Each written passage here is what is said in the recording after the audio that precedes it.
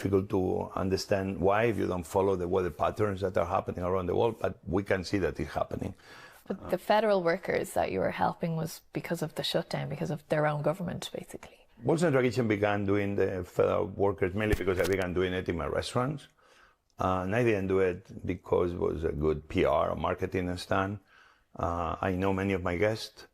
When you know that there is a woman that maybe is a single mother and that relies on check to pay for groceries and her rent and childcare and the health care, and she has 2 or 3 children, at the end of the day, when the paycheck doesn't come, you know this person is going to go through the hardships of having to decide, do I pay the school, or I pay the medicines, or I put food on the table? And so for me, I began just saying, listen, until our politicians stop acting like children and take care of the people they're supposed to serve, let me start taking care of those people that are going through hardships. You know, people don't want our pity, people want... This is CBC Winnipeg. Here are the lineup tones in advance of the CBC Winnipeg weekday morning show.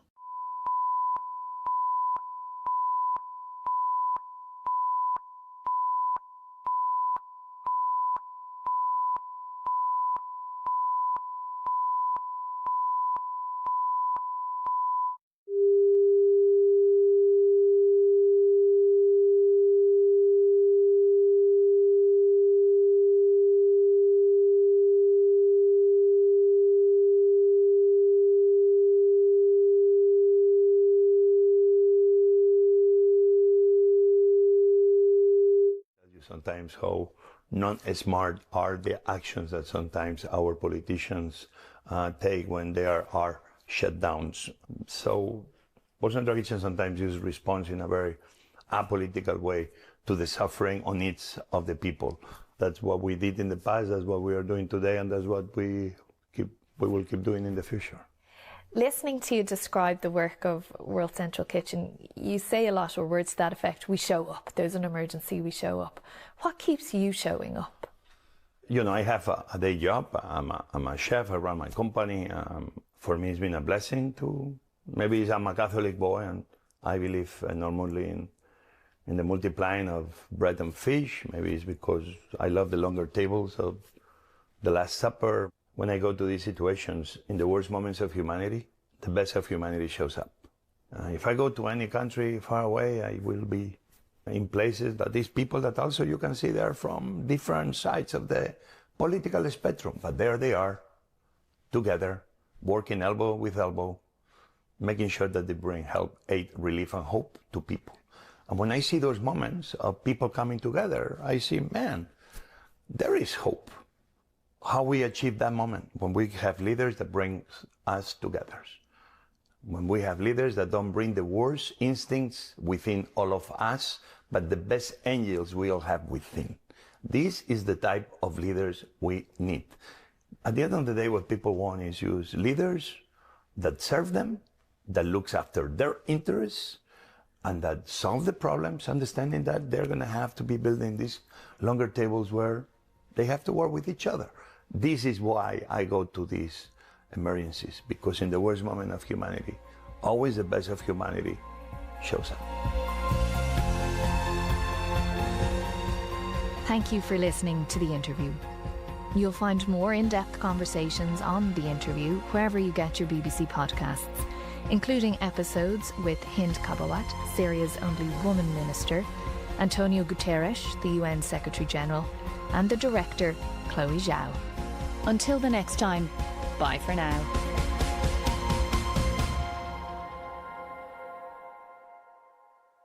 From the BBC, that was the interview. Good morning, Manitoba, and hello, Winnipeg. I'm Marcy Marcusa. This is Information Radio, and you are with us this morning. Thanks for being with the morning show. We're on air till 8:37, and you are with CBC. It is choose your own adventure out there, folks, especially in Winnipeg. Can't see the lanes on Portage Avenue. The snow blew in and blew over. A little bit slippery, so it's going to be a slow one today across Manitoba, especially in Winnipeg. I know, I can speak firsthand, of course, because I tried to drive in and find a lane. Yeah, it's really tricky out there. Started last night with that blustery weather, and it's going to be a cold day ahead today. Corey Funk is in this morning to cover your commute and take your calls. So if you have any issues out there on the highways or in your city or community, you can call him 788-3093. Corey's also directing the show. Mr. Abby Adiemi is back, our senior tech behind the board, and Abby's on air covering the forecasts on the show, so we'll talk to him soon. And there's Mr. Darren Marash, our producer of our YouTube stream. As I always like to say, if you're watching the show live, please say hello. Okay, 2 minutes to 6 o'clock. Heather Wells is on developing and ongoing stories you've been watching. And that, I believe, is where you're starting. Heather, good morning. Good morning. Yes, Canada's major airlines are going to resume most of their canceled routes to Mexico today after drug cartel violence broke out over the weekend. Air Canada, WestJet, Porter, and Air Transat all are restoring service to Puerto Vallarta and Guadalajara, but not all flights will be running. So you'll hear the latest on this coming up on World Report.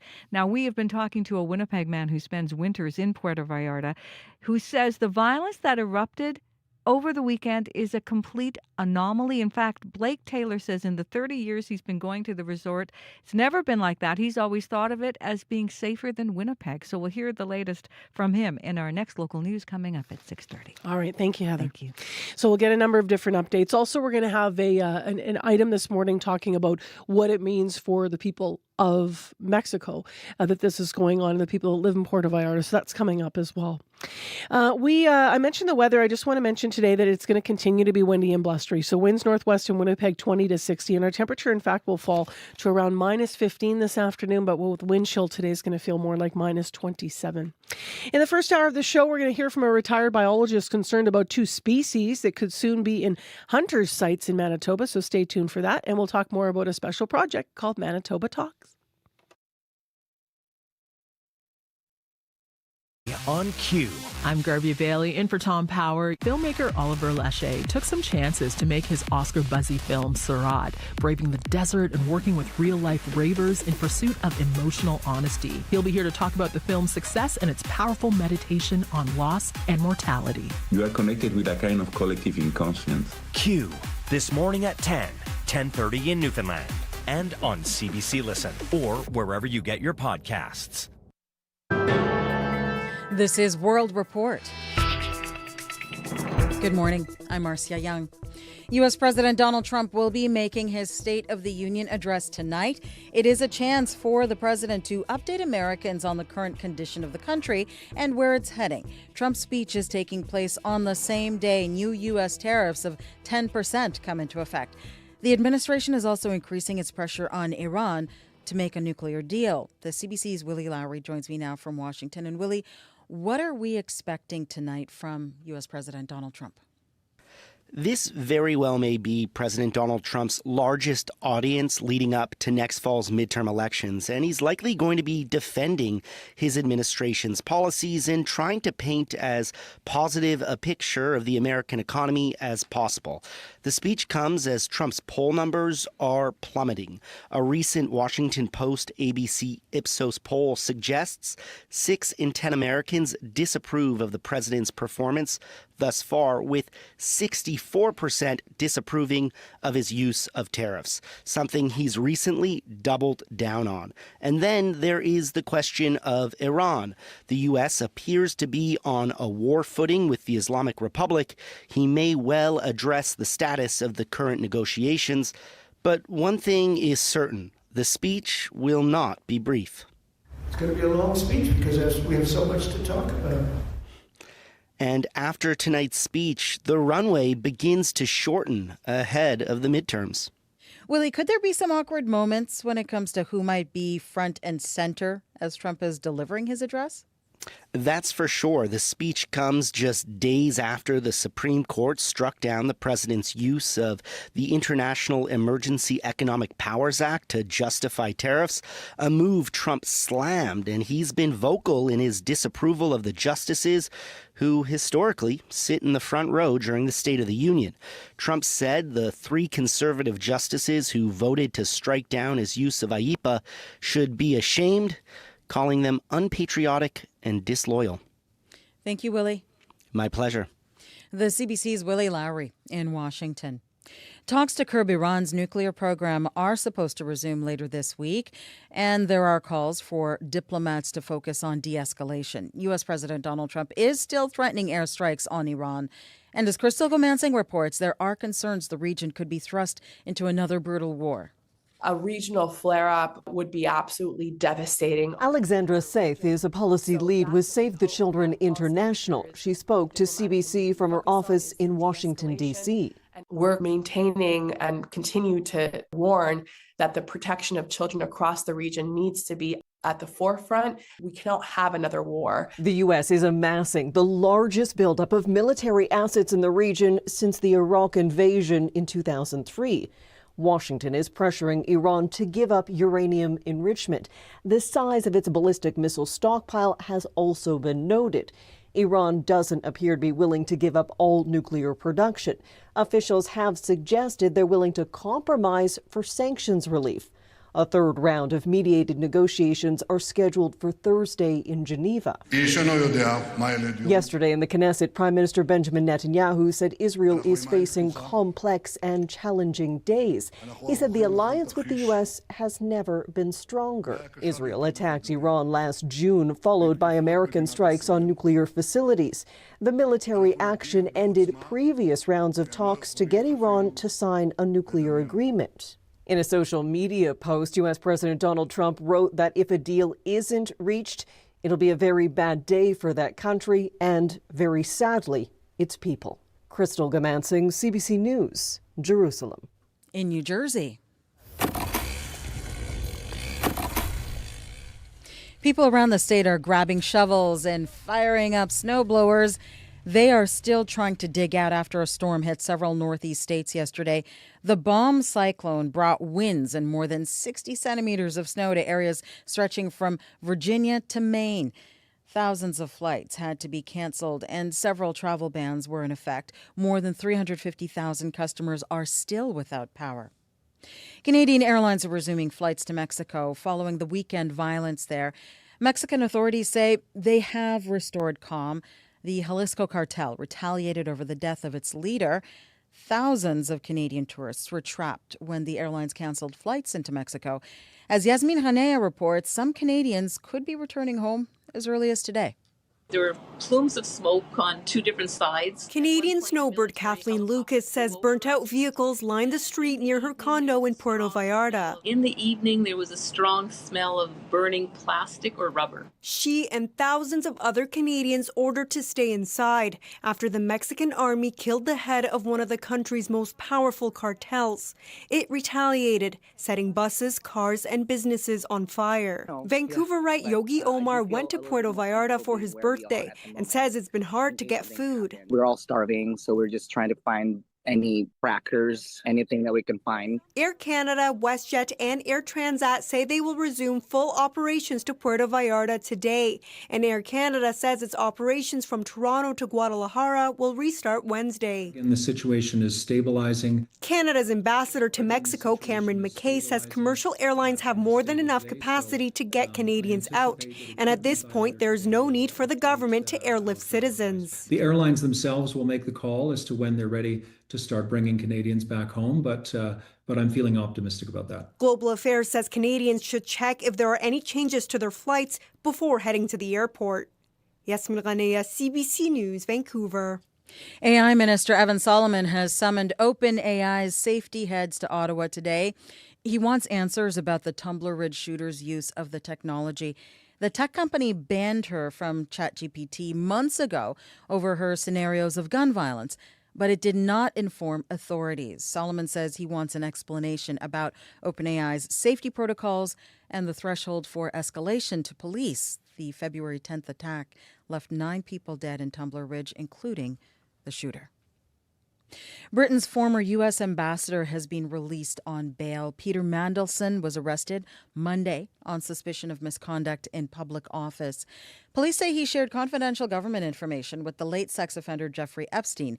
The alleged offenses date back to 2009 when Mandelson was a minister in Gordon Brown's cabinet. Opposition leader Kemi Badenoch says Mandelson is a problem for the current Prime Minister. This is the defining moment of Keir Starmer's premiership. Watching the man who he appointed to the highest position in our diplomatic service getting arrested by police, I think is an image that's going to stay with all of us for many, many years to come. Prime Minister Keir Starmer fired Mandelson as ambassador in September. He says Peter Mandelson lied during the vetting process about his links to Epstein. Today, February 24th, marks 4 years since Russia's full-scale invasion of Ukraine. Since that day, millions of Ukrainians have fled their homes. Many of them came to Canada to start new lives. 2 of those people have now settled in Newfoundland and Labrador. And as Enrica Wilhelm reports, they say this is a day filled with sadness and hope. All that memories, they just pop up in your mind. Memories of bombs and explosions irreversibly connected to February 24th for Alina Khubatenko. The Kiev native came to St. John's in October 2022, leaving behind her parents and brother. Today, her thoughts are with them and all other Ukrainians trying to live normal lives. While I'm talking with them each time, they're trying to show me that everything's fine. And that's really emotional, you know. On Newfoundland's west coast, Katerina Sidorenko is also apart from family. Originally from eastern Ukraine, she is one of roughly 250 Ukrainians, Sidorenko says, who have become neighbors in the Corner Brook region. After all of this terrible experience that I faced when I was in Ukraine and feel all of this war stuff, I think it was so peaceful to stay here. 2 lives of about 4,500 arriving in the province since 2022, according to Bruce Lilly, executive director of the Ukrainian National Federation's Avalon branch. But more remarkable, he said, has been the retention rate of about 85%, far above the provincial average. Newfoundlanders have such an opening, welcoming, it's like part of their character, it's part of what they're known for, and this was welcomed by the Ukrainians. And so Khubatenko and Sidorenko plan on staying and to continue speaking about the ongoing war against their country. After all, they say they're still fighting, still hoping. Henrike Wilhelm, CBC News, St. John's. And that is the latest national and international news from World Report. News anytime at cbcnews.ca. I'm Marcia Young.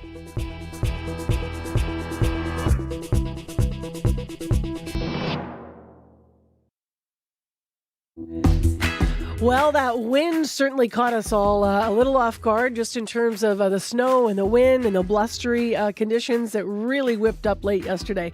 And that, again, is Manitoba this morning. Thanks for joining us, everyone. I'm Marcy Marcuso. We're live in downtown Winnipeg on CBC's Information Radio, your morning show. 89.3 FM, 990 AM on the app and YouTube. We've already got a couple school divisions that are closed. I'll announce those in just a moment. This hour on the program, we're going to be talking about how to have tough conversations and whether or not people are ready to re-engage in them, since people sort of went separate ways, especially after being in silos for so long on social media that can just create animosity. There's a special thing that we're involved in here called Manitoba Talks. We're going to tell you a little bit more about it, and then we're going to talk about tips to have tough conversations. As well, you've been hearing on World Report, this is the 4th anniversary of the war, and Ukraine's ambassador to Canada this hour will reflect more on what Ukraine still needs from its allies. So stay tuned for that. Right now, though, let's plug back into Manitoba News. Heather Wells is here with developing headlines on your Tuesday morning. Good morning. Well, some encouragement for Canadians stuck in Mexico. Canadian Airlines are resuming flights following the violence in Mexico over the weekend. That unrest appears to have settled, but some Manitobans in resorts like Puerto Vallarta say they may not be quick to rush home and may stay for what's left of their trip. So we'll hear more about that. And a young First Nations woman killed last weekend was remembered at a vigil last night in Winnipeg's West End. More than a dozen people honoring mourning Avante Hartlieb at the corner of Yonge and Sargent. We'll take you to that vigil in our next local news coming up at 6:30. Let's do a team check on the drive-in. How was yours, Heather? Do you know what? I have a little car that's low to the ground, and I made it no problem, but it feels like this was maybe one of the most snowiest drive-ins I've had. Yeah, and I have an SUV, but even still, I thought I was going slow enough. And when I was trying to cross what looked like the lane, because you can't make out the lanes because of the snow on Portage Ave, when you sort of change lanes, it would still throw my car around a little bit because there's enough accumulation and drifting out there, depending on where you're at. Gabby, you came from which end? Yeah, as well? from the south end. I saw someone actually hit the curb because he could not really find where the road was, and I'm like, "Oh, buddy, there is a curb there." But it was like the winds were really whipping around us at that time, so he just like brushed it and then had to like get back on the road. I'm like, "Oh, it's more slippery than you think." It's slippery this morning. It's going to be slow. And how about our active commuter, Corey? Did you run it? I trudged in. Yeah. I tried to run, but it was that snow was actually pretty deep out there on the sidewalks. Actually, I ran on full disclosure. I actually ran on the road on the way in because the treads were actually better. Okay, so giving you a sense of how things are starting. Abby, what is the actual forecast? Yeah, we saw overnight, even till this morning, about maybe between 2 to 5 centimeters of snow, depending on where you are. That's the accumulation you're going to notice on the ground this morning. We're waking up to that Tuesday, light snow really moving across the southern part of the province, and we're still tracking extreme cold through the northern regions. Winnipeg right now, we're tracking -11 with light snow. This period of snow is going to be like on and off with some gusty winds coming from the northwest as we see our temperatures fall to -15 by the afternoon. Well, the wind chill this morning, it's going to stay around -25 to -27, though later it's going to increase. It's going to swing to like -32. So there's a risk of frostbite in play later today. Across the southern regions, we're also seeing temperatures near -15 degrees. Light snow falling in most of the regions from the Interlake region all the way down to the Parkland region this morning, near -14 as mentioned. And then up north, we're looking at a wind chill in the valleys of -38 towards Lynn Lake and Churchill this morning. So you need to take that into consideration. But for Winnipeg right now, we're hovering between -11 and -14. All right, thanks, Abby. Thank you. So we warned you about how cold it would feel despite that -11. I think today is going to be kind of like yesterday. So don't let it shock you. Dress for it. Corey, what about the rest of the commute? Yeah, really poor highway conditions actually north and east of the city. So we're talking up into the Interlake, Gimli, Stonewall, Selkirk, that whole area, even the western Interlake, like Ashburn area, and then down, east to there, Beausejour, way out into the Whiteshell, and even down to Sprague. All those highways there being reported on Manitoba 501 as covered this morning. No closed highways in the province right now, but poor conditions overall, and that's not surprising that we're seeing a couple school closures already, actually. But if you do want to give me an update on what you're seeing on those highways, if you are hitting the highways, you may even just want to avoid some highways altogether. If you are heading north or east of Winnipeg today. But you can give me a call. That includes the perimeter too, actually, by the way. The south perimeter also being reported as covered this morning. So careful out there. We'd love to get some updates on what you're seeing. That number to call, 204-788-3093. And Corey mentioned it. So here's what's closed. Just 2 so far. The Evergreen School Division, due to hazardous road conditions, schools are all closed. So Evergreen is closed. And the Lord Selkirk School Division, as Corey was alluding to, north of Winnipeg here, the Lord Selkirk School Division is also all closed today.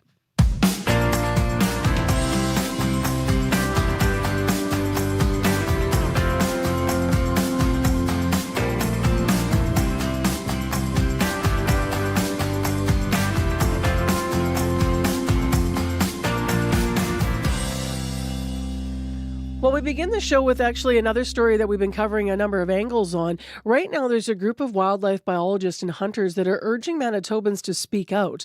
Now, this comes in response to a federal proposal to allow tundra swans and mourning doves to be hunted. And we covered when they said they were going to do this. But now James Duncan, a retired Government of Manitoba biologist, says that hunters may accidentally target trumpeter swans. Now, that's a species that was once on the road to extinction, but has since rebounded. And there's the worry. So Duncan, along now with other naturalists, want Manitobans, as I said, to ask for the proposed season to be revoked. CBC's Austin Shibet-Keegat spoke with Duncan yesterday. as a biologist with a long history of conservation assessments and management in the province, I really question the value of adding these particular two species to the suite of species that are available for licensed hunters and rights-based hunters to harvest. So is it really worth the time and effort to add these species given their particular circumstances? We've heard the concerns about the trumpeter swans and how similar they look. It would be up to the hunters to distinguish between the two. What do you make of that? As a biologist, a naturalist, I do find it challenging to identify and distinguish trumpeter swans from tundra swans. You know, a number of winters ago when we were doing our Christmas bird count in the Balmoral, Manitoba area, we found a swan in a little bit of open water. When we visited the swan about 3 or 4 times, we could not get confirmed or, confidence in our identification of which species it was. So you really need to hear the bird utter noise or make a call. And so when we finally did solicit a call from the bird, we confirmed that it was a trumpeter swan. And so, again, I'm not arguing with the numbers and what Environment Canada said. I'm just questioning, the ability of anyone, hunters or non-hunters, to rapidly make a decision that might result in mistaken identity. There's a worry that if these hunting seasons are introduced, it'll hurt the public's perception of hunters. Why is that a fear? Our activities that we carry out, whether we're out watching birds as a naturalist or a bird watcher, or if you're out harvesting an animal as a hunter, how we behave out there is important. If a rare bird shows up and bird watchers are overly enthusiastic, they may cause the bird to be stressed and may affect its survival. Anything like that causes the public to become concerned about an activity, it might quickly remove the social license that we have to carry out some of these activities. And hunting is in the same boat. As a hunter, I'm extremely careful about, making sure my behavior is appropriate and respectful. And so that includes things like, not shooting the wrong animal. So I think it's important to try to minimize the risk of that occurring. When you think about the mourning dove, yes, it is a game bird. It's registered in many jurisdictions as such. But if you ask the average person, they would consider it a songbird. There's potential that introducing a season on them might negatively affect the impression the majority of people have about hunting and hunters. The group is asking people to write to the province and the feds. I'm just wondering, what is the end goal? I think the end goal is making people aware of what's being proposed. It's an opportunity for people to learn more about, the history of recovery of the trumpeter swan in Manitoba and the potential risks for that recovery due to the introduction of a swan season for tundra swans. And I think it's an opportunity to let people know, if you value these things one way or the other, this is your chance to express your views. James Duncan, a hunter and retired Government of Manitoba biologist there in conversation with the CBC's Austin Shibakaget. The Manitoba Wildlife Federation said in a statement to CBC, quote, "While we recognize that decisions about when and what to hunt are deeply personal, we support the creation of opportunities for individuals to enjoy our outdoor heritage responsibly and sustainably," end quote. And if you want to read more about this story on our website and the initial story CBC covered about this proposed change in the hunting rules in Manitoba, you can go to cbc.ca/Manitoba. Have you visited CBC's Being Black in Canada website? It's an online platform to explore the stories and experiences of Black Canadians across the country. A space for news, documentaries, arts and culture, Black achievement in sports, and so much more. Celebrating a uniquely Canadian perspective on Black issues with the cultural moments that matter to Black Canadians. Visit cbc.ca/Being Black in Canada. 6:21, it's stormy, blowy, and I shouldn't say stormy. It's snowy out there and drifting, and so we do have issues with the drive. And Corey, what else? Yeah, just got a call from Alex. He said there's a water main break on northbound Moray, just north of Portage. Said right now not causing any snarls. He says there are some crews on scene, but as you can imagine, as traffic picks up, if that doesn't get dealt with, that might cause some issues on your commute this morning. So we'll be keeping an eye on that. If you have updates on that, anything else you're seeing, the highways, of course, being reported as covered north and east of the city, including the south perimeter this morning. So not ideal conditions out there on the highways. Give me a call if you are seeing anything out there, 204-788-3093. And because of those road conditions, schools are closed in Evergreen, Lord Selkirk, Interlake, and Sunrise. Those just announcing Interlake and Sunrise. Also, the DSFM will close École Saint-Georges today. So that's the list to this hour. 6:22 is the time right now. Well, up next on the show, when's the last time you had a conversation that was difficult or challenging? You might be tired of talking in comment sections because they can just be comments back and forth. Or maybe you don't even bother, or you've left a social media platform because you just feel like there's no point screaming into what feels like a void. So we are continuing to look for people to respectfully take part in some conversations about difficult topics and maybe remember what that is like in an effort to build community, to build understanding, and to build understanding of other perspectives as well. We are part of the first ever Manitoba Talks. So you might have heard us talking about the program here, or maybe you were prompted to answer a survey question when reading one of our stories online. So the deadline to register to be part of Manitoba Talks, sitting down with someone else, exploring a perspective, engaging in a tough conversation, is March 8th. So I want to encourage you to go to cbc.ca/mbtalks. But next on the show, let's hear a conversation about what it's like to have tough conversations and what makes us walk away. Sometimes the issue is generational. And I had a conversation about that last year, actually, with Randy Boyagoda, but I pulled it out this morning because it's relevant. He is a writer and professor of English at University of Toronto, and he's the school's advisor on civil discourse. Good morning. How are you? I'm well. That's a good topic. So let's get right in. What are the big generational differences that you notice when it comes to communication? Well, I think what I notice, and I say this as someone in my late 40s who's a member of Gen X, is that older generations tend to have maybe two responses to the question of a difficult conversation that are generation specific. The one would be a sense that, when it comes to difficult topics related to politics, to religion, these are not things to discuss in polite company. But the more frequent one that I hear, to be honest, would be a frustration that younger generations are so sensitive that they can't have a difficult conversation if you get one word wrong. And so therefore, you can't really have a conversation at all. They're worried of causing offense because everyone is so sensitive these days. That's what I notice, let's say, with older generations. With younger generations, it's different. It would be, I think, more the dependency on technology. The formation that young people have received from technology means that they are less willing or able at times to interact kind of in person with others. They're more comfortable. If they're going to have a conversation, never mind a difficult conversation, they'd almost rather do it either online or, and this is probably most important, with a phone nearby as a kind of almost like a safety device.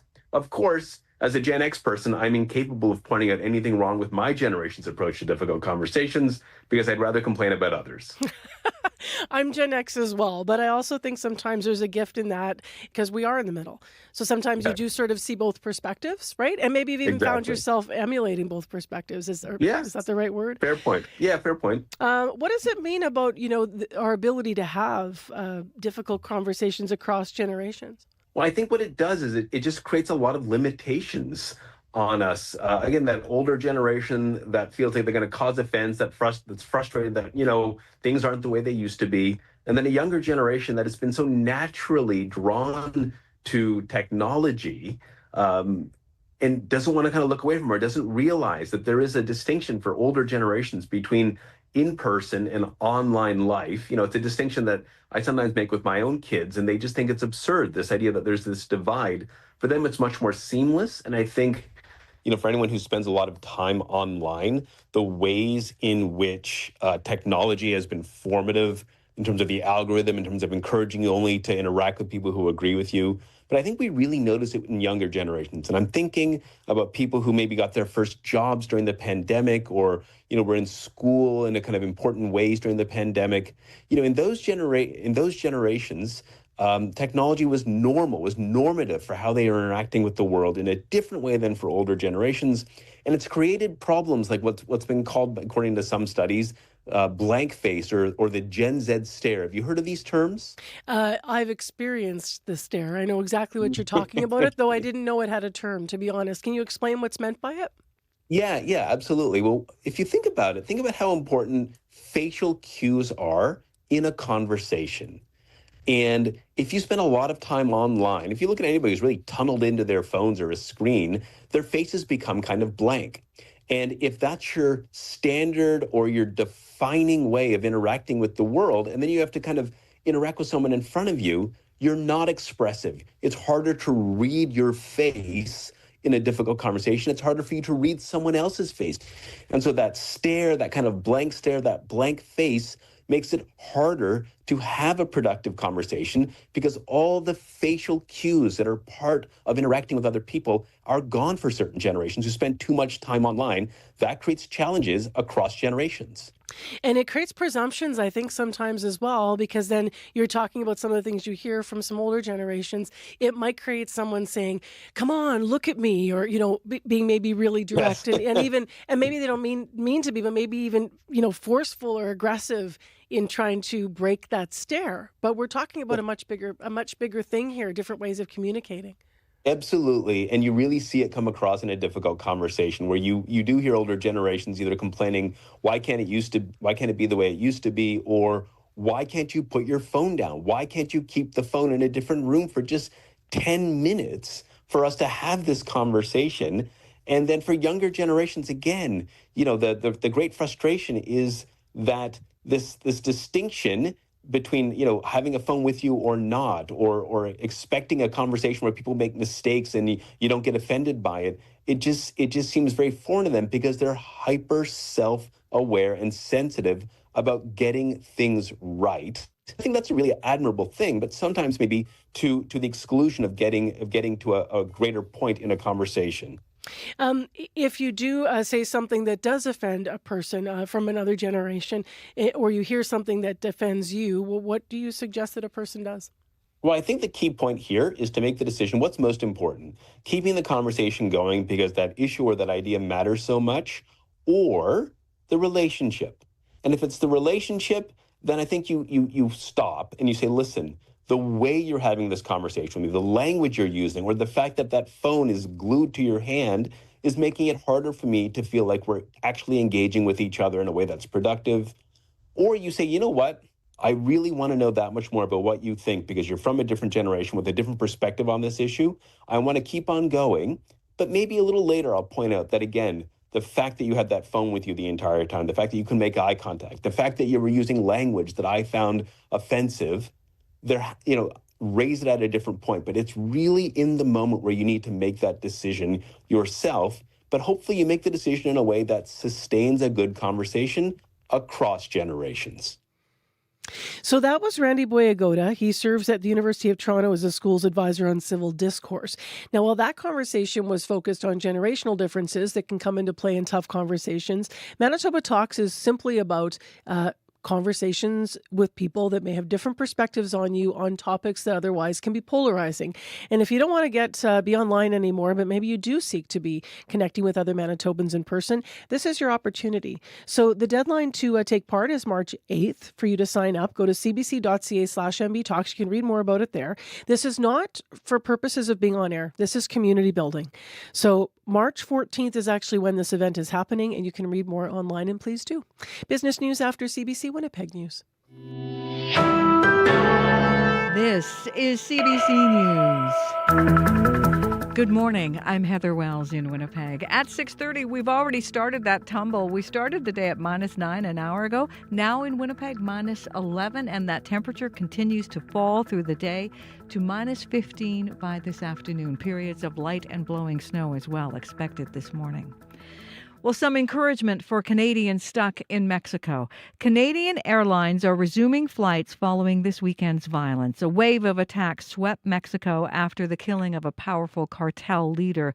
That unrest appears to have settled, but this resident of Guadalajara is afraid the calm won't last. It has happened before when they capture a big boss. The violence just doesn't stop there. It just continues like that. Some Winnipeggers who witnessed violence while on vacation in Puerto Vallarta say they don't plan to leave. Fires and explosions started on Sunday. Local shelter-in-place orders were issued, and the Canadian government has warned people to be extremely cautious. Suzanne Berard visits Puerto Vallarta every year. She was shaken by the violence she saw outside her rented condo, but she still plans to stay for the rest of her 5-week trip if she can. We're already booked next year for 2 months, and we told our owner, no, we're coming back, and they can't scare us away. We're here, and we're staying all 5 weeks unless we are mandated to go home. We're staying put. And as long as it's safe to do so, we're staying put. Berard says she plans to stay inside the condo until authorities say it is safe to venture outside. You can check your airlines to see if your flights to Mexico are resuming today, which they are planned to do. You can hear the latest on this story as well coming up on World Report at 7. A young First Nations woman killed last weekend was remembered at a vigil last night in Winnipeg's West End. More than a dozen people honoring Avante Hartlieb at the corner of Yonge and Sargent. Winnipeg police say the 18-year-old was found dead Saturday morning after officers were called to a home in that area. Ethan Tillingbell had known Hartlieb for 5 years and was in a relationship with her. It's a bit nerve-wracking, but, I just kind of just pushed through it and just came here because, it's not many other times I will actually get to see her or get to honor her memory. So it's a lot. A 14-year-old boy has been charged with second-degree murder and criminal negligence causing death.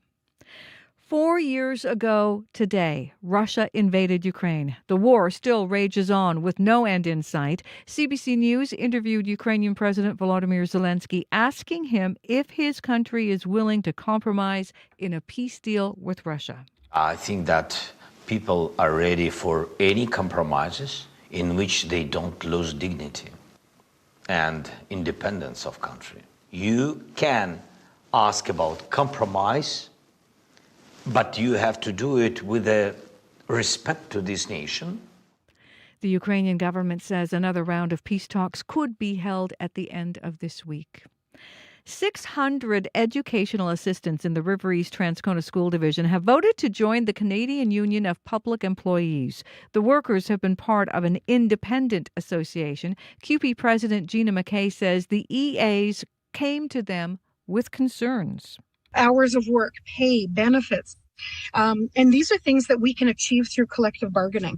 We can look at achieving pensions for workers, and we can look at, being able to ensure that they have wholesome benefits that are reflective of what they need.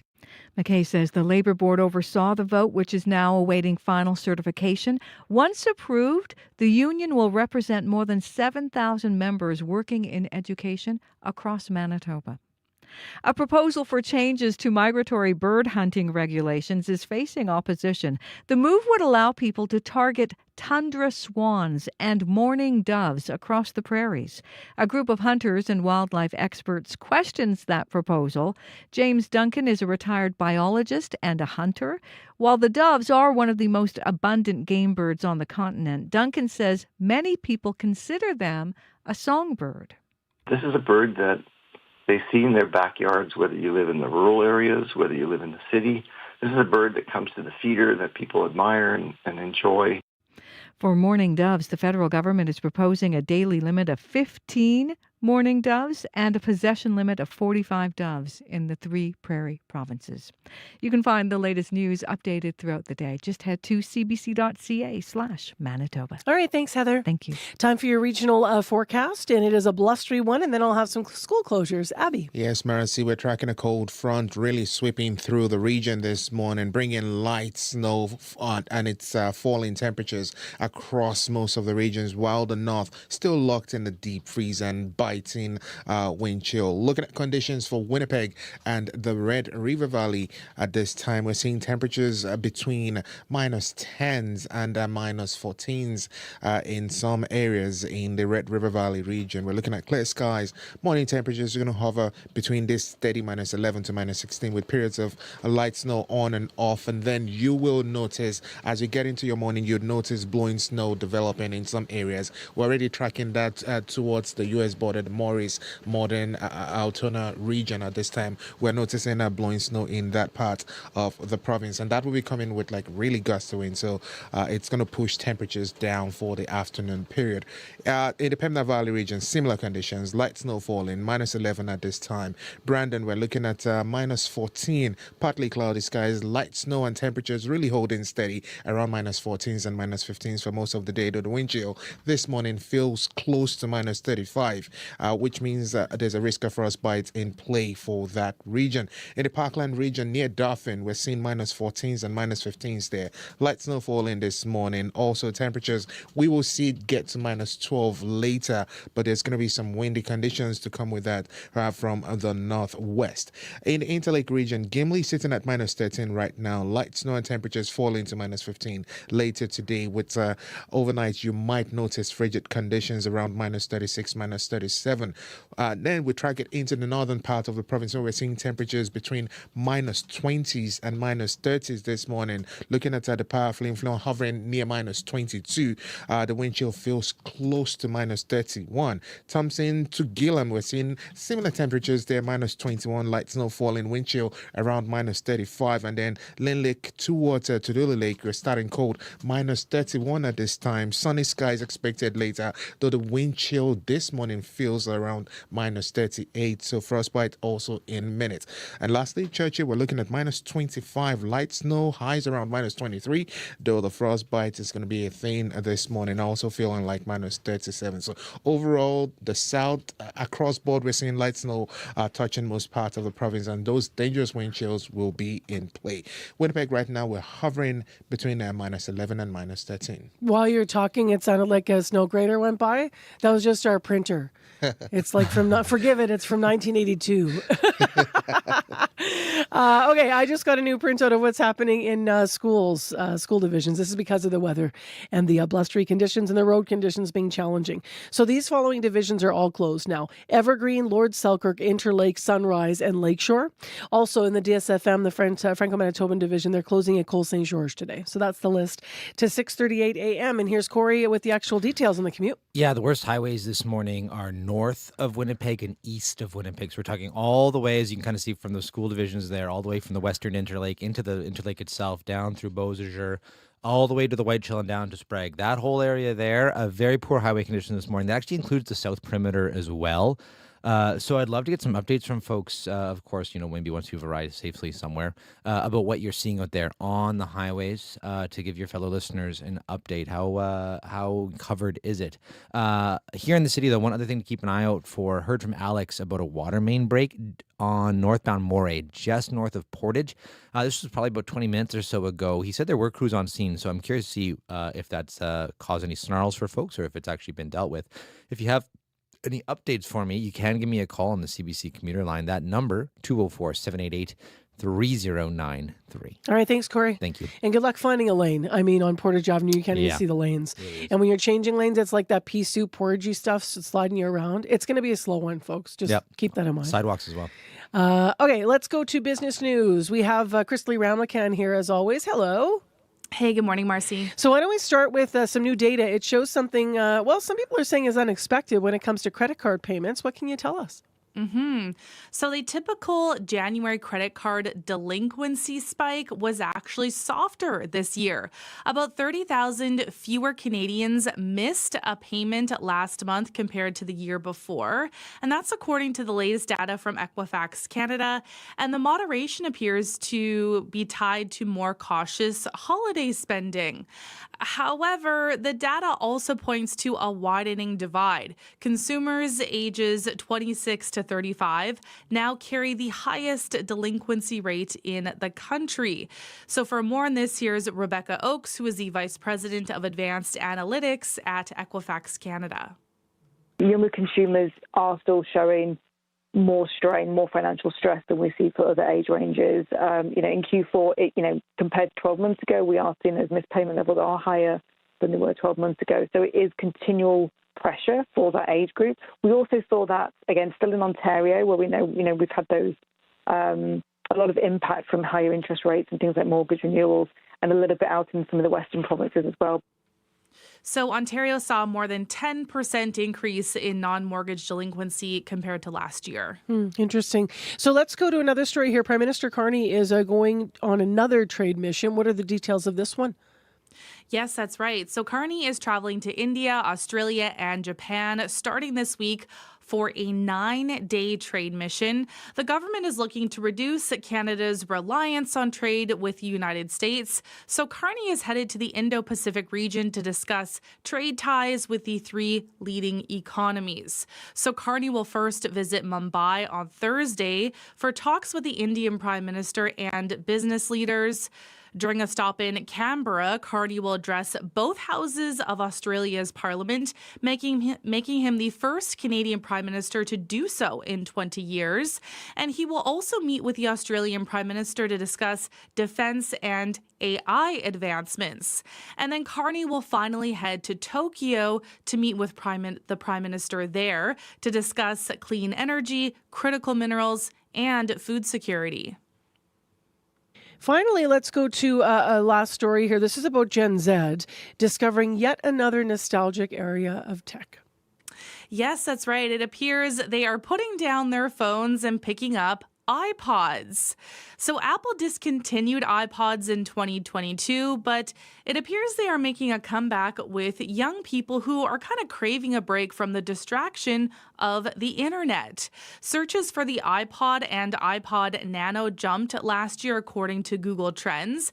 And according to Axios, searches for the Classic and the Nano were up 25% and 20% between January and October of last year compared to the year before. And since 2022, total sales of refurbished iPods are up an average of 15% per year. So with many schools banning internet-connected devices, students may be seeing iPods as a workaround. And also downloads of Brick, a popular app among Gen Z that blocks smartphone apps, were up 600% last month. Wow, that's a really big stat. All right, Crystal Lee, thank you very much. I appreciate it. Okay, thanks, Marcy. That's Crystal Lee Ramlicam with our business news.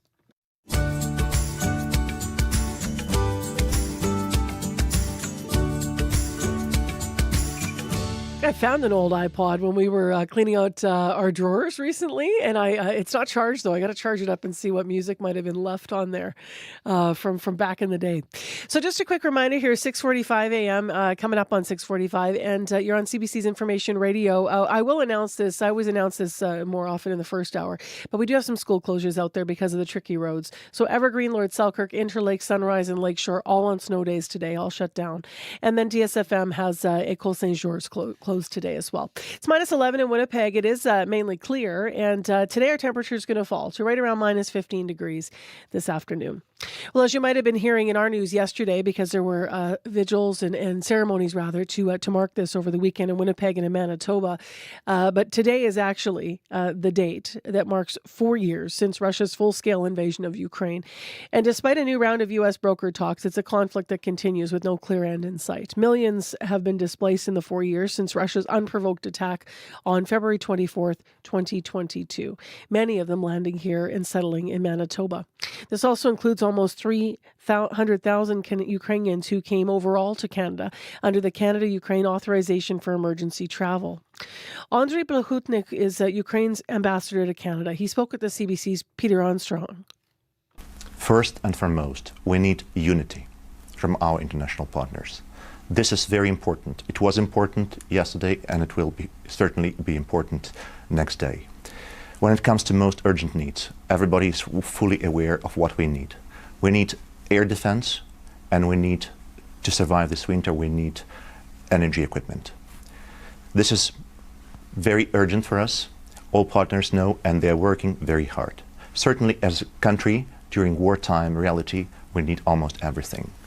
We are getting what we want. We are working with partners, but certainly we need much more. Canada has provided defense material. Canada has contributed by donations to different very important programs like the Pearl Initiative, which supports us with buying American defense material, with Danish Initiative for ammunition, and many others. Certainly this is one way. Another way is, for example, how to boost cooperation is defense industry cooperation. It's very important for us, it's strategic for both countries, and it will certainly make our countries more resilient. Energy equipment also. If there's something that could fit into our reality, into our grids, we would be really grateful to buy it, to get it as generous donation from Canadian government. But if not, certainly donations to energy support funds is also very, very crucial. So we are ready and we want to become a reliable partner for Canada when it comes to defense industry. And we're certainly working with government and agencies in order to have this cooperation working and developing very, very actively. Ukraine clearly and very genuinely wants to become not only net recipient of generous assistance, but provider of knowledge, technologies, and battlefield experience. When it comes to our major objective now is certainly that we need to make Russia be genuinely engaged in real negotiations. What we see on the ground daily and at night, there's no will to stop this war. That was Andriy Blahutnyuk, who is Ukraine's ambassador to Canada, in conversation there with Peter Armstrong of CBC. Today is the date that marks 4 years since Russia's full-scale invasion of Ukraine, and we have some special reports coming up at the top of the hour on World Report. Local news is in decline across Canada, and this is bad news for all of us. With less local news, noise, rumors, and misinformation fill the void, and it gets harder to separate truth from fiction. That's why CBC News is putting more journalists in more places across Canada, reporting on the ground from where you live, telling the stories that matter to all of us. Because local news is big news. Choose news, not noise. CBC News. It is 12 minutes now to 7 o'clock, and what a beautiful inky blue sky out there. And it looks particularly nice from our overhead shot because Portage Avenue is completely white. Now, the bad thing about that is when you're driving, you can't see the lanes, so that's a real issue. It is mainly clear in Winnipeg, though, and it's minus 13. It's partly cloudy in Brandon, it's minus 14. Light snow falling in Thompson, and minus 21. So here's some issues in the city of Winnipeg. We have water main break. This is northbound Morey, just north of Portage, and then just on the ring here, north and east of Winnipeg, the highways are in poor condition. So the highways are in fact covered. Nothing is closed, but I just want to mention that they're covered with snow.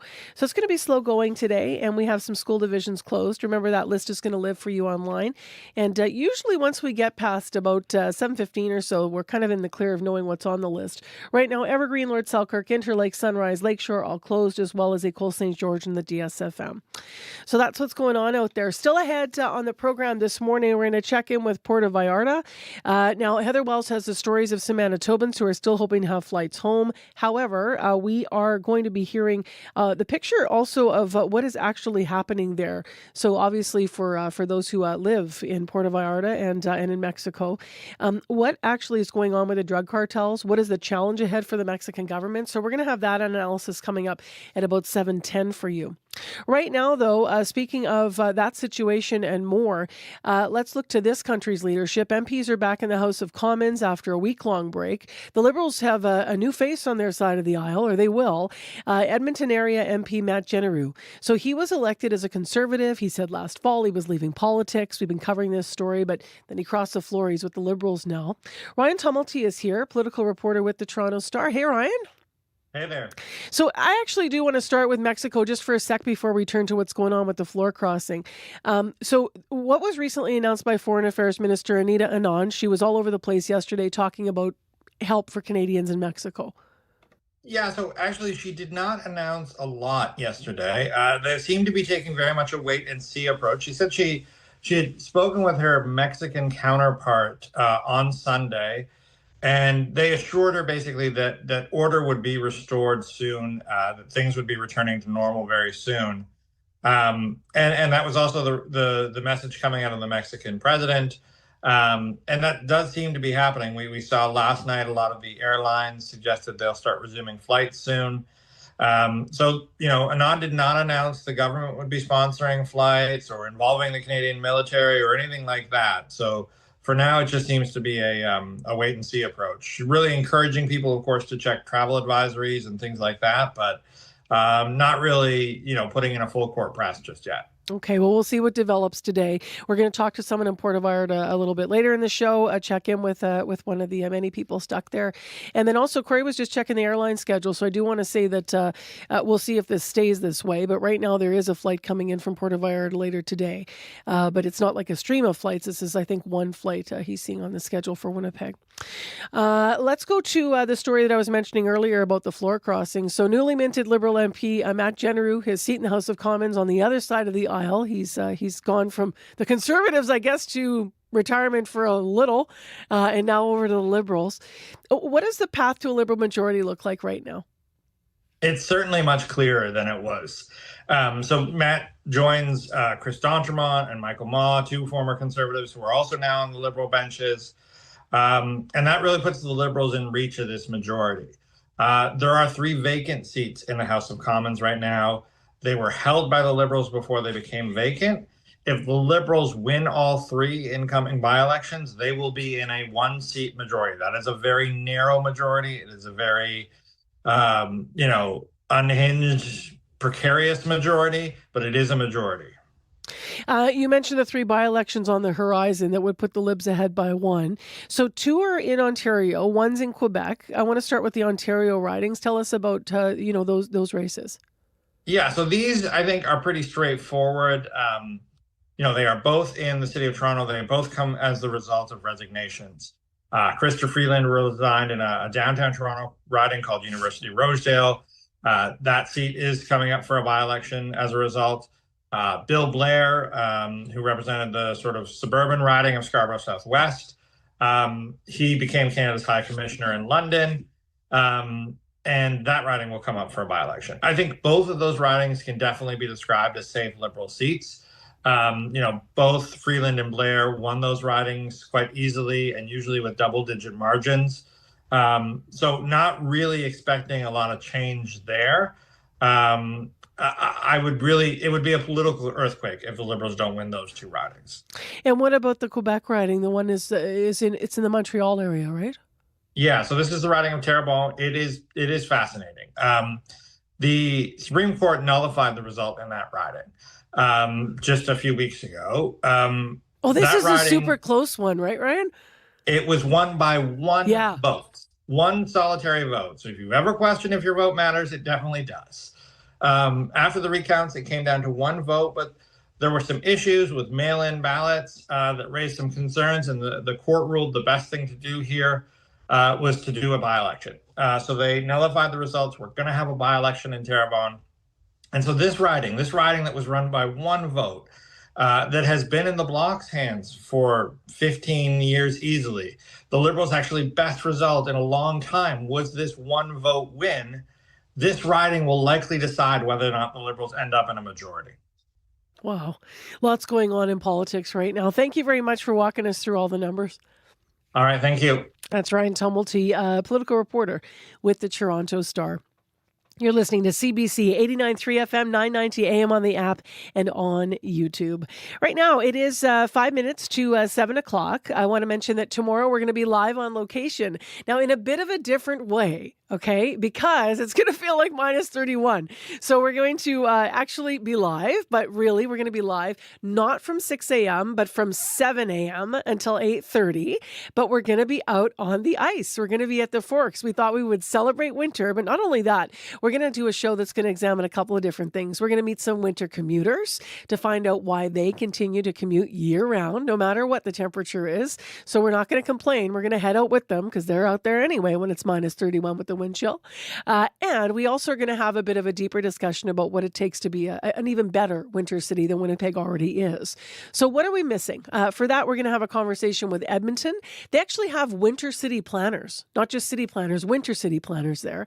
And they have a winter strategy that's been in place for a number of years. One of their latest initiatives that they started to launch 2 years ago was year-round patios, so winter patios at more of their spaces. So how do they pull that off, or what are they doing? What's the progress been there?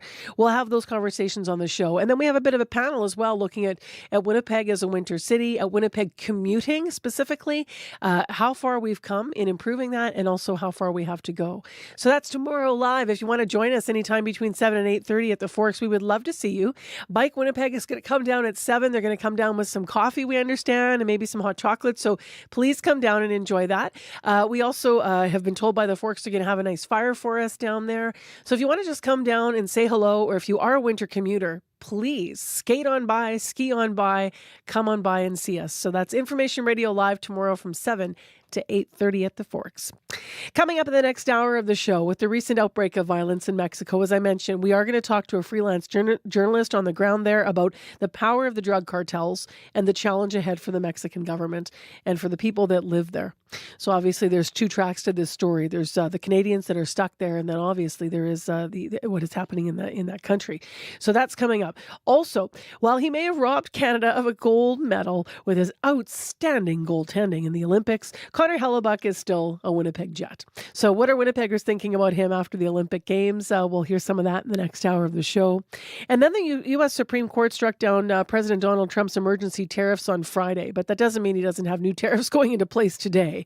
So it's a bit of a moving target, but we are going to find out from Winnipeg's World Trade Center what all of this means for Manitoba. So that interview is coming up as well.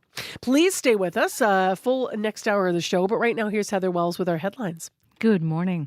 Well, 4 Canadian airlines have Puerto Vallarta back on their flight schedules today. Air Canada, Air Transat, WestJet, and Porter Airlines have all announced they are resuming services to and from the popular resort town. Now, a Winnipegger who spends winters in Puerto Vallarta says the violence that erupted over the weekend is a complete anomaly. Blake Taylor has visited Puerto Vallarta many times over the past 30 years. He says it's never been like this before. He's always thought of the resort as being safer than Winnipeg. And about 600 educational assistants from the River East Transcona School Division have voted to join a union. They have been part of an independent association, but now they are just a step away from being part of the Canadian Union of Public Employees. We'll hear more in our next local news coming up at 7:30. All right. Thank you, Heather. Thanks. In the weather, as we've been mentioning, it is mainly clear in Winnipeg, -11, but the temperature is going to fall and the winds are going to pick up.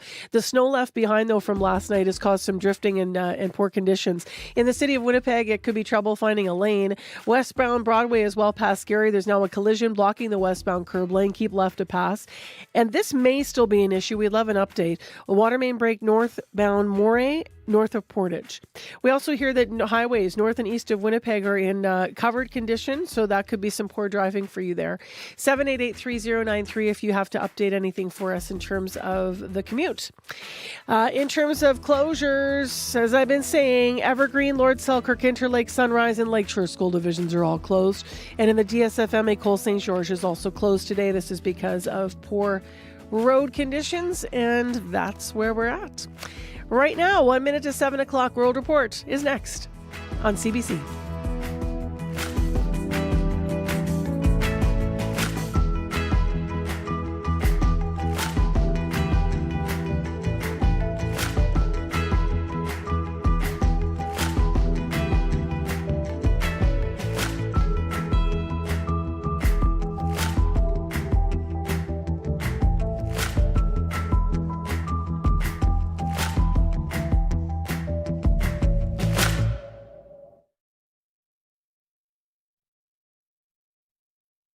On the Current. By 2019, the tools that I had been using to manage my OCD were no longer working. There is new hope for Canadians living with obsessive-compulsive disorder as a Toronto hospital makes a major investment in research. We'll take a look at what OCD is, what's new in its research, and what that research could do to help those living with OCD make their lives better.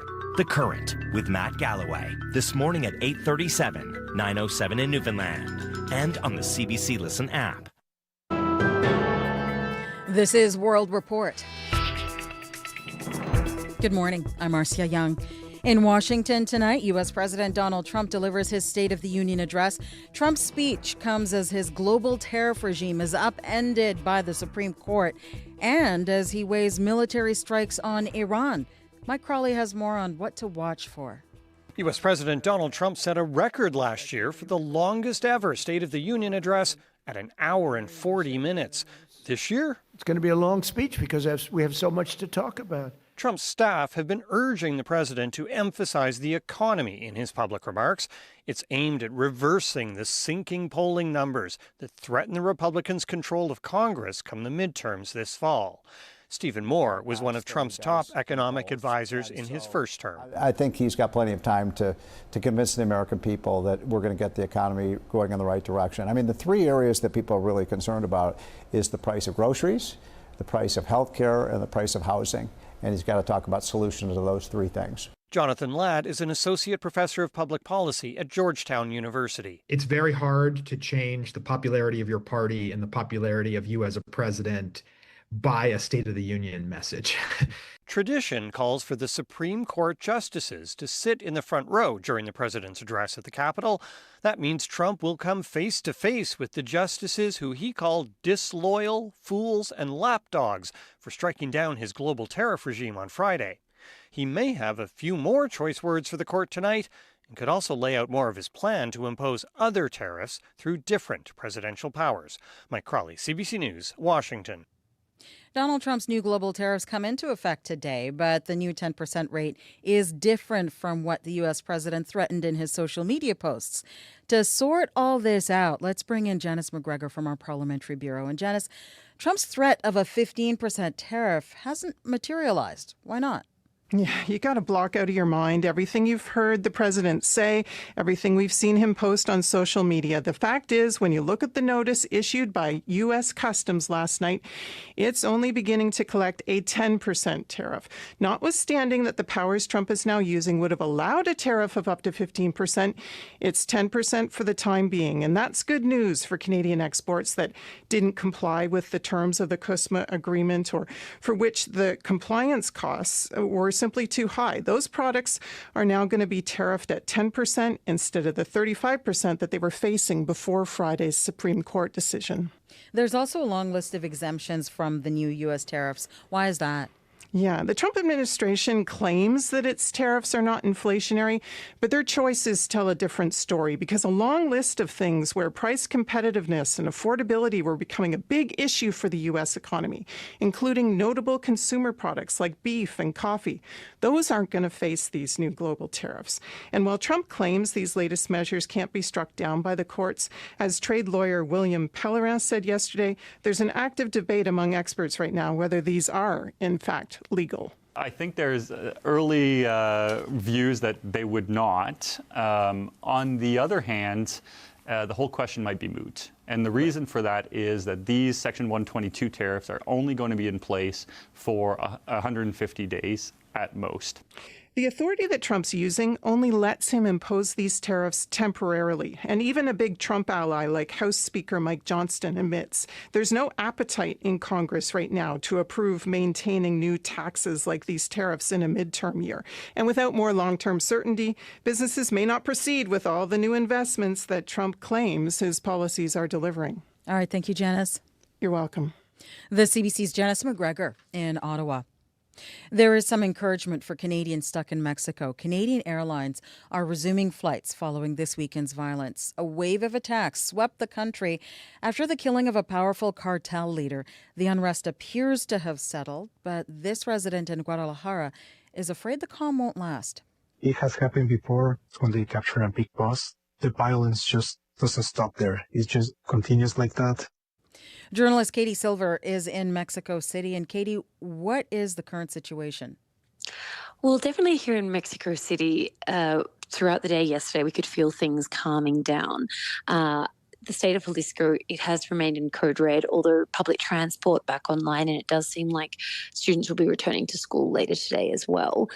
The challenge now, though, is that people do remain fearful about any sort of retributive violence and what might be to come. We have seen the government, for example, they've said that they've put 9,500 troops, they've deployed 9,500 troops since the unrest began. And there is a lot of fear, people kind of watching and waiting to see if we may see more response from the cartels.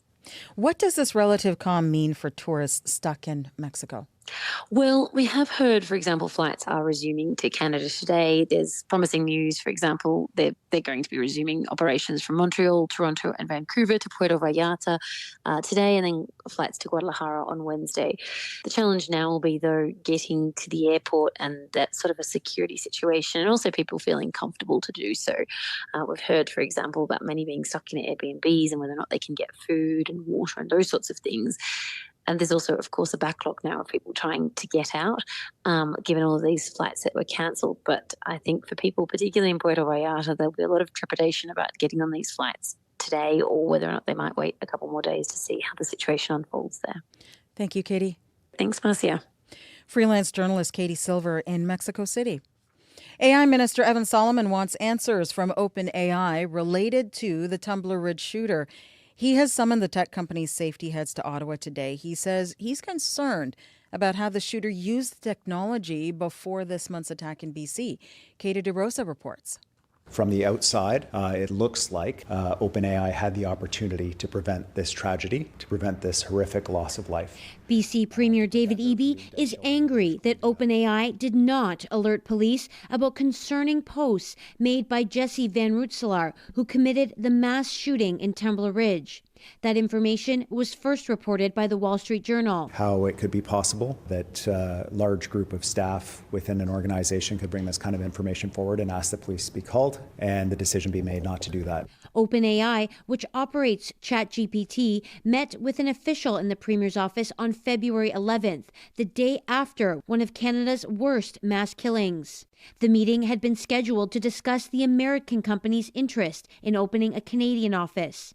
Van Rootselaar's identity had been made public at that time, but Eby says OpenAI did not tell them it had banned her account.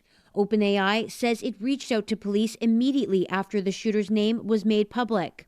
Van Rootselaar shot and killed 8 people, including her mother, half-brother, as well as 5 children and an education assistant at Tumbler Ridge Secondary. She then killed herself. Federal AI Minister Evan Solomon says he has summoned OpenAI's safety team to Ottawa. To have an explanation of their safety protocols and their thresholds of escalation to police. Solomon would not say if the government plans to use legislation to better regulate AI companies, noting that all options are on the table. Katie DeRosa, CBC News, Victoria.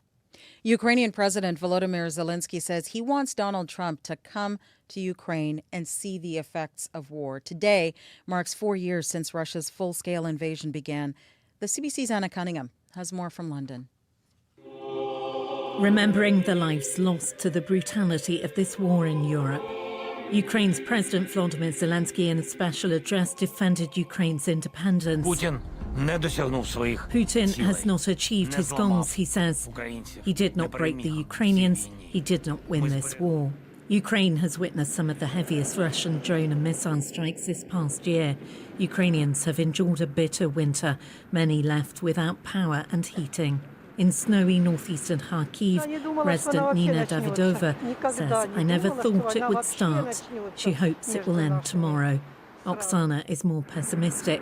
"I think we will be living in this state for a very long time," she says. In Kyiv, leaders from Finland, Denmark, Norway and Sweden have joined the EU Commission President and Council President. The British Prime Minister Keir Starmer is leading a meeting of the Coalition of the Willing from London, a group which includes Canada.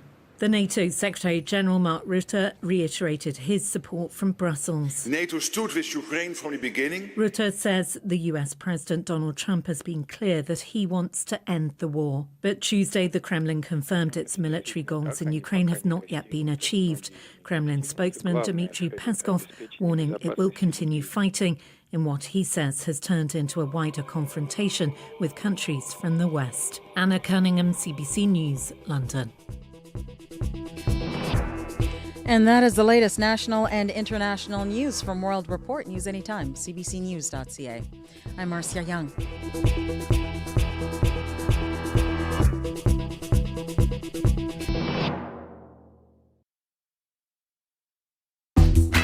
Hey everybody, how you doing out there? We are coming to the end of February here, and we have snow that drifted all over the roads last night, making things a little bit wintry and tricky.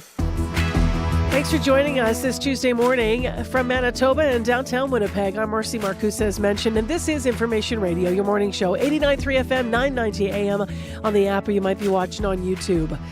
In a moment, we're going to get into a couple of school closures because of the weather, and then we're going to talk about Mexico. With the recent outbreak of violence there, let's hear more about the power of those drug cartels and also the challenge ahead for the Mexican government in that country.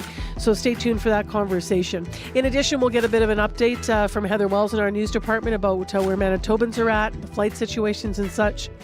Plus, while he may have robbed Canada of a gold medal with his outstanding goaltending, Connor Hellebuck is still a Winnipeg Jet. How do Winnipeggers feel about him after the Olympic Games? Stay tuned. And as you heard on World Report, we are also expecting today in the throne speech, we're going to hear more, the State of the Union. See, I'm Canadian.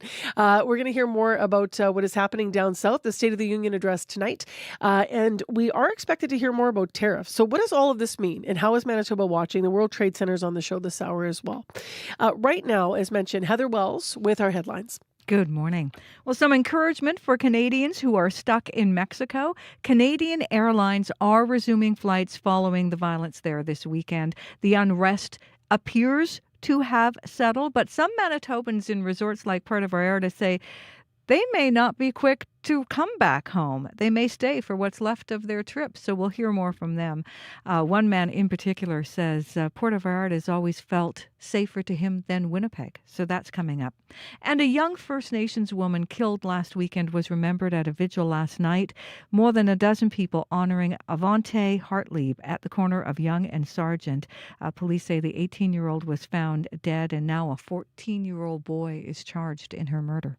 I'll be back with more Manitoba News coming up at 7:30. Thanks, Heather. Thanks. The weather, Abby. Yeah, we're waking up to a messy mix of light, snow, and shifting temperatures this morning as a system pushes through the south. While the northern part of the province, we're still seeing wind chills and the values close to minus 40 this morning. For Winnipeg, we're going to be hovering between minus 11 and minus 16 all day with light snow. All right, thank you. Thank you. Corey.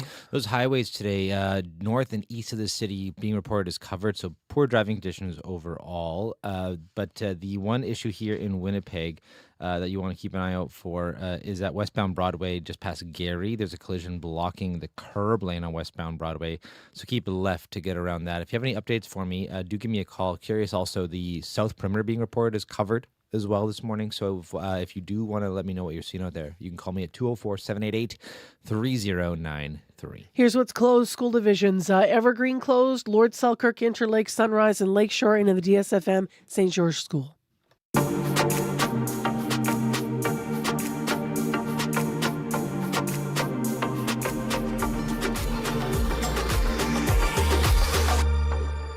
Well, as we mentioned, the world is watching the violence in parts of Mexico unfold, and we thought we should have some context on about why this is happening. So we all know that the trigger was the killing of a prominent cartel boss by the Mexican military on Sunday.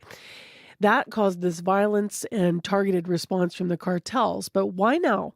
And why are areas popular with tourists the target now? For the answers, David Agron's with us. He's a freelance journalist, covers Latin America. He spent a lot of time reporting from Mexico. He this morning, though, is in Buenos Aires. Good morning. Good morning.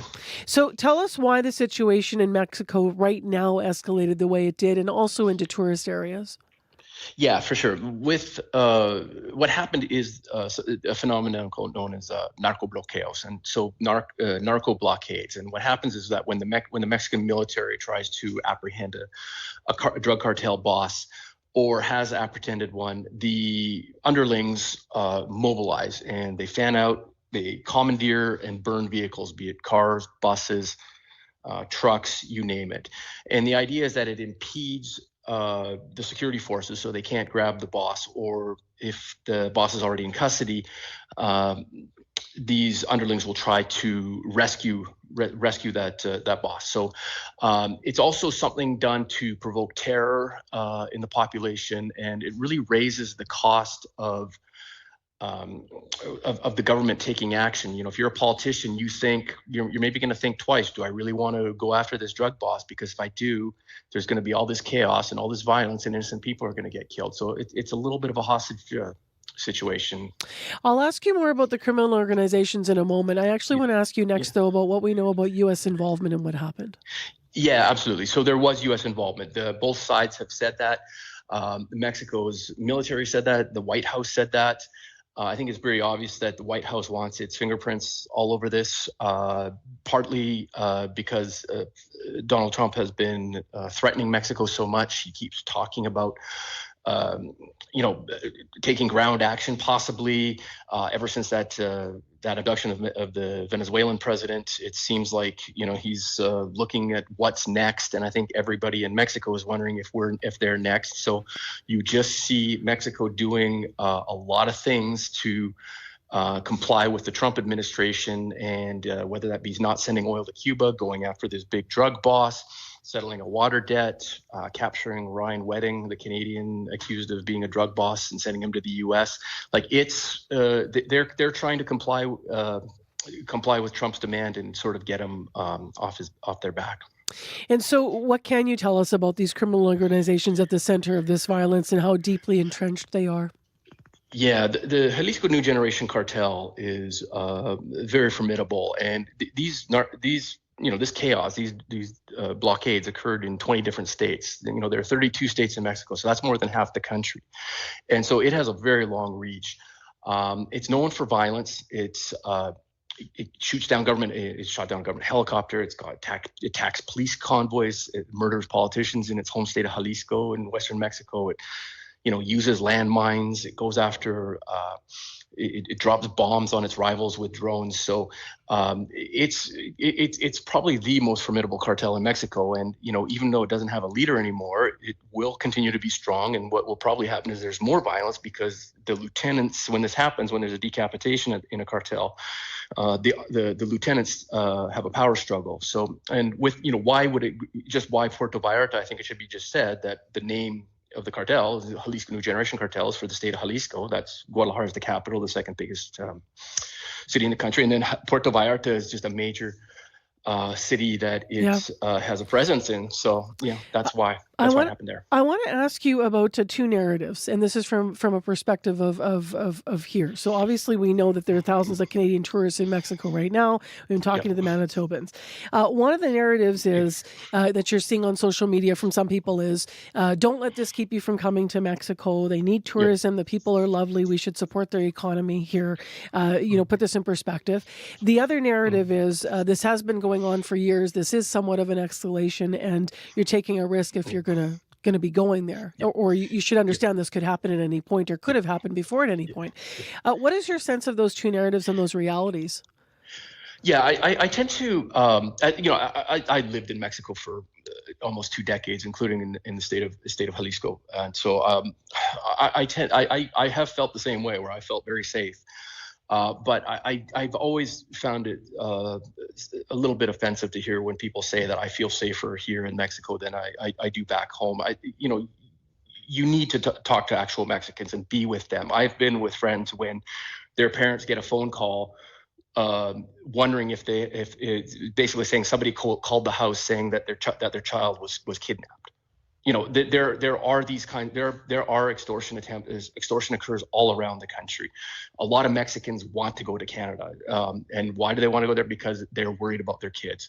So I understand why tourists feel safe, but I just think it's really offensive to Mexicans in their day-to-day reality to say that I feel safer in Puerto Vallarta than I do in Winnipeg. Now that said, I don't think Canadians should be necessarily canceling their tours, their trips. I just say, keep your nose clean. I've seen too many Canadians that go down and act like there are no rules in Mexico, and they do drugs and they get drunk and they get into trouble. So just keep your nose clean.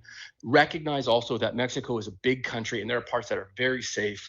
The state of Yucatan has a crime rate on par with Canada. Mexico City is very safe, a very fun place to be, very fascinating, huge police force that's quite competent. So, don't give up on Mexico, but also I think recognize the reality for a lot of Mexicans that maybe it doesn't impact you as a tourist, but you never know. Maybe these people are living with the fear of kidnapping, or their business is being extorted, or I think you just need to be a little more sensitive to local reality.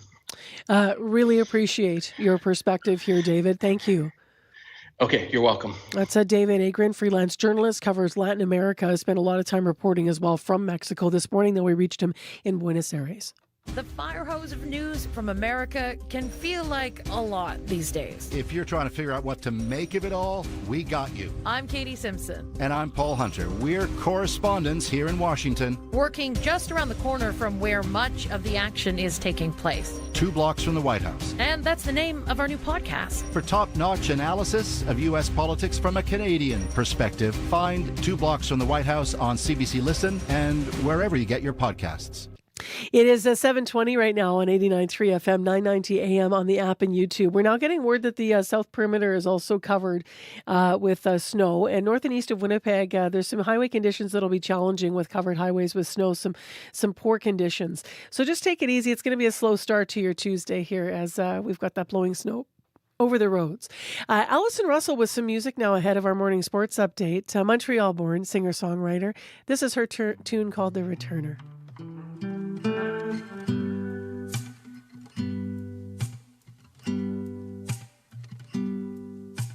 Now I let go everything that I've known.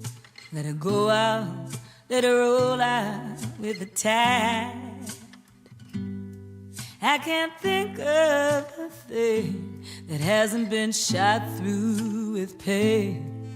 Like a nightingale's sung in the dead of the night. Goodbye, so long, farewell, all I'll be. Ooh, oblivion.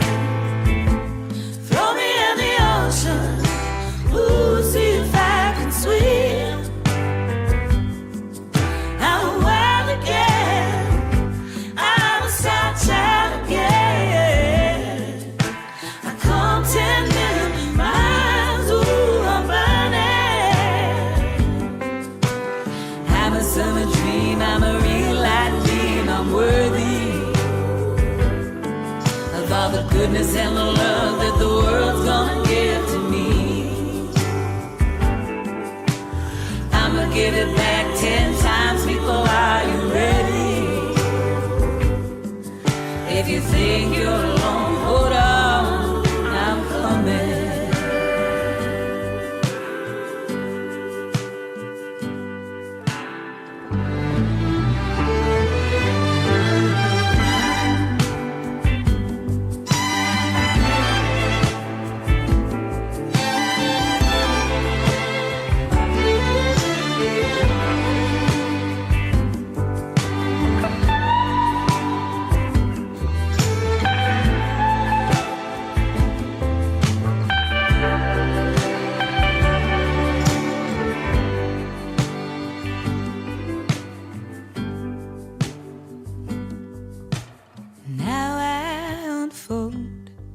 Every lie I was told.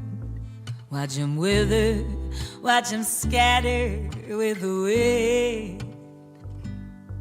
I can't think of a thing that hasn't been born of a dream. Like a love supreme, like a circle unbroken. Goodbye, so long, farewell, all I've been. Oblivion.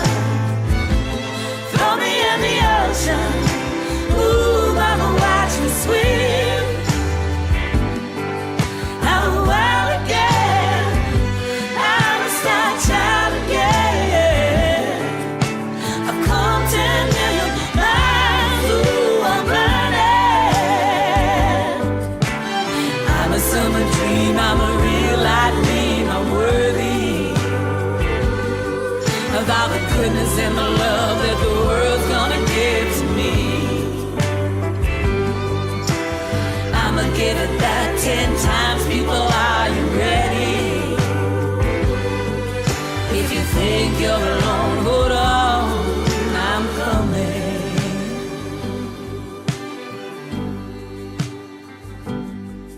Don't you know, don't you know, don't you know you are never alone? Nice tune, eh? That's Alison Russell. It's called The Returner, singer-songwriter based in Nashville. This summer, though, she's touring across the States with fellow Canadian musician Sarah McLachlan. Before that, they're both going to be part of the Junos next month. If you're watching at the end of March, the Junos are being held in Hamilton this year. They're celebrating the lifetime achievements of Joni Mitchell, so you can imagine what that performance is going to be like, and you can look forward to it as well. It is, as mentioned, 7:25. I'm Marcy Marcusa. Thank you so much for joining us. Next on the show, it is time for morning sports, and so we turn to Scott Regehr. Good morning. That warmed the cockles, that tune. Bit of a good, gospel-y feel to it almost, you know? Yeah, totally soulful. So good. Yep. Let's talk about the International Paralympic Committee. They're defending their decision to welcome Russia to the Games. Right. With the country preparing to participate in the upcoming Paralympics now in Milano Cortina, Russia will do so, Marcy, as will ally Belarus, with its athletes competing under its flag and with its national anthem again.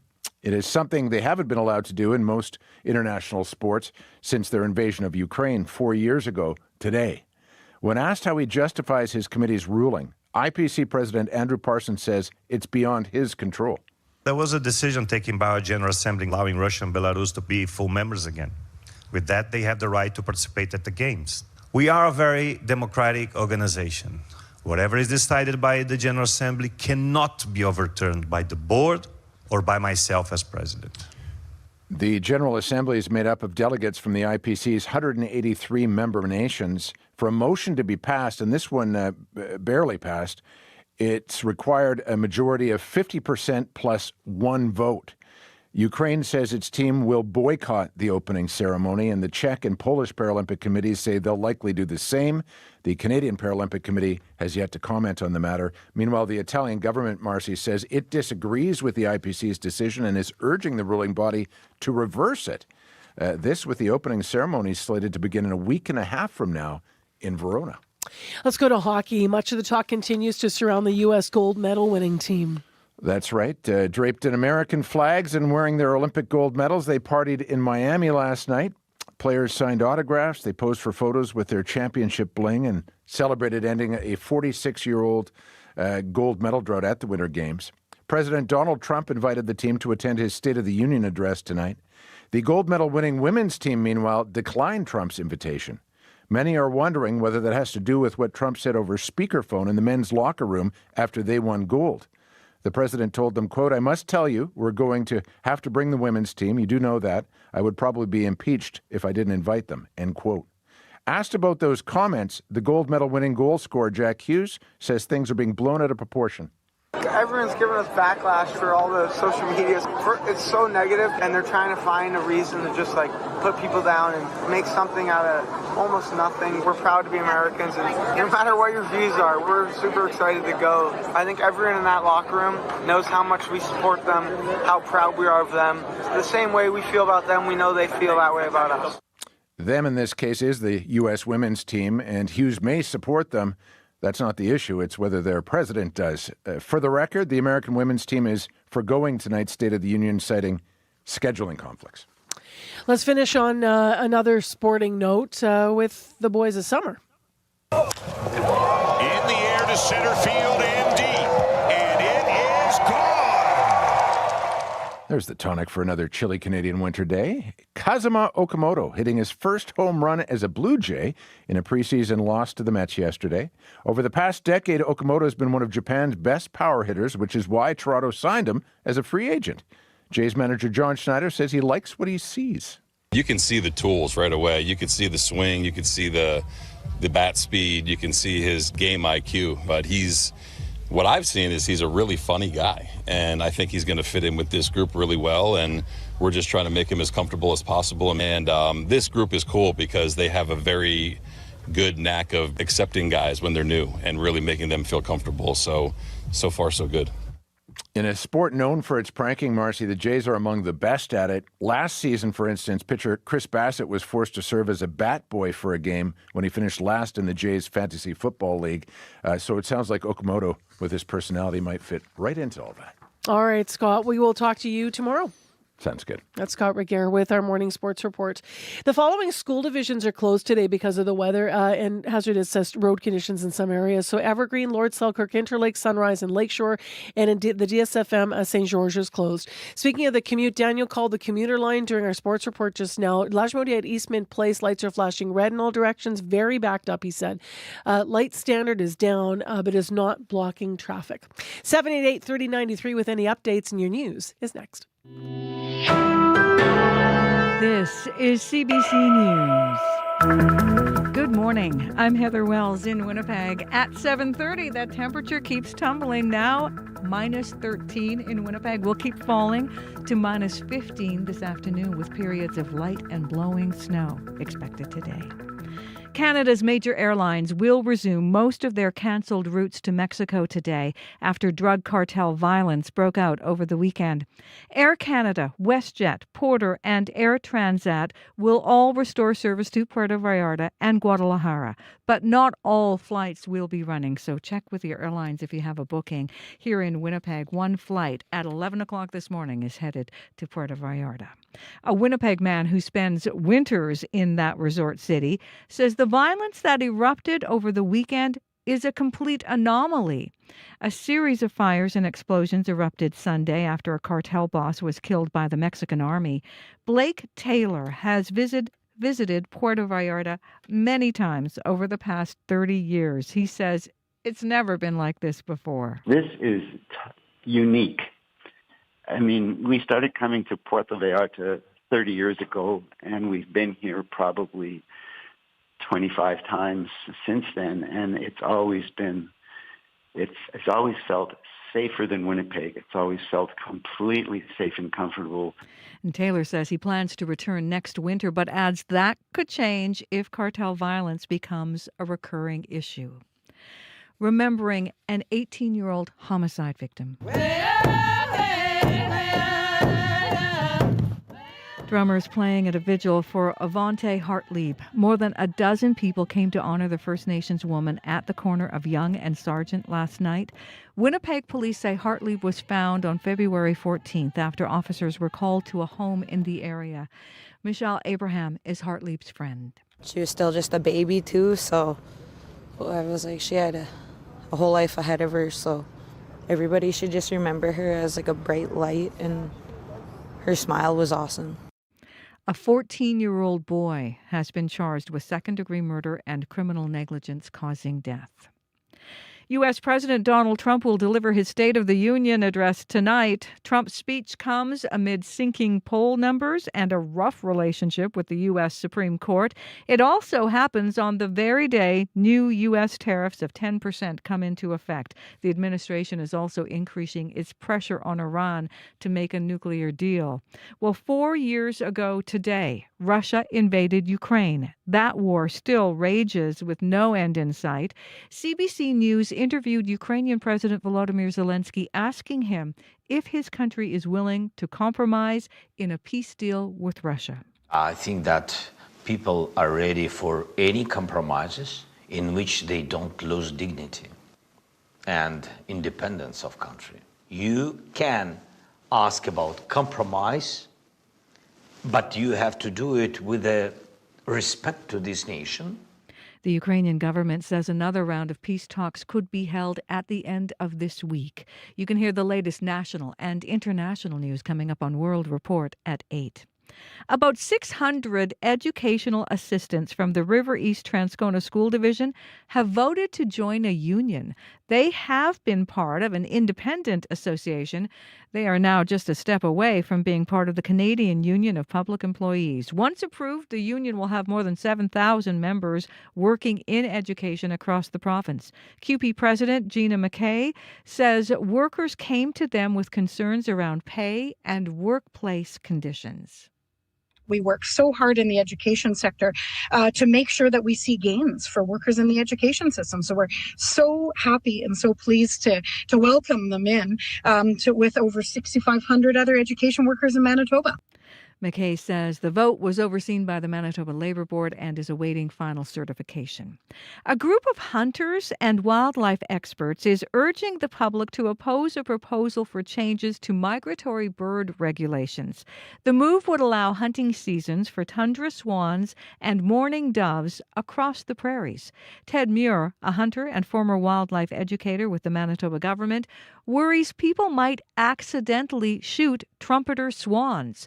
They are a sensitive species that can't be hunted anywhere in North America. The fear is that they will mix in with the tundra swans, which are smaller, but almost impossible to distinguish between the two during the hunting season. And we don't want them to be non-target or incidental kills. There's too much at risk. If passed, a tundra swan hunting season could begin in Manitoba as soon as 2028, with 400 permits issued annually to hunters. You can find more news updated throughout your day. All you have to do is head to cbc.ca/Manitoba. Thank you, Heather Wells. Thank you. And Abby Adiemi with our regional forecast. Yeah, Marcy, we're waking up to that messy mix of light snow and shifting temperatures as the system sweeps through the southern parts of the province. While up north, we're still seeing the deep freeze there. Winnipeg at this point, we're hovering between -11 and -16. Periods of light snow and local blowing snow in outlying area. Definitely, you will notice it this morning if you're on the perimeter and even outside the city. Windy conditions will push the mercury down to -15 by the afternoon, and the wind chill is going to feel close to -28 across the southern regions. We're looking at -15s, and up north we're seeing temperatures mid -20s.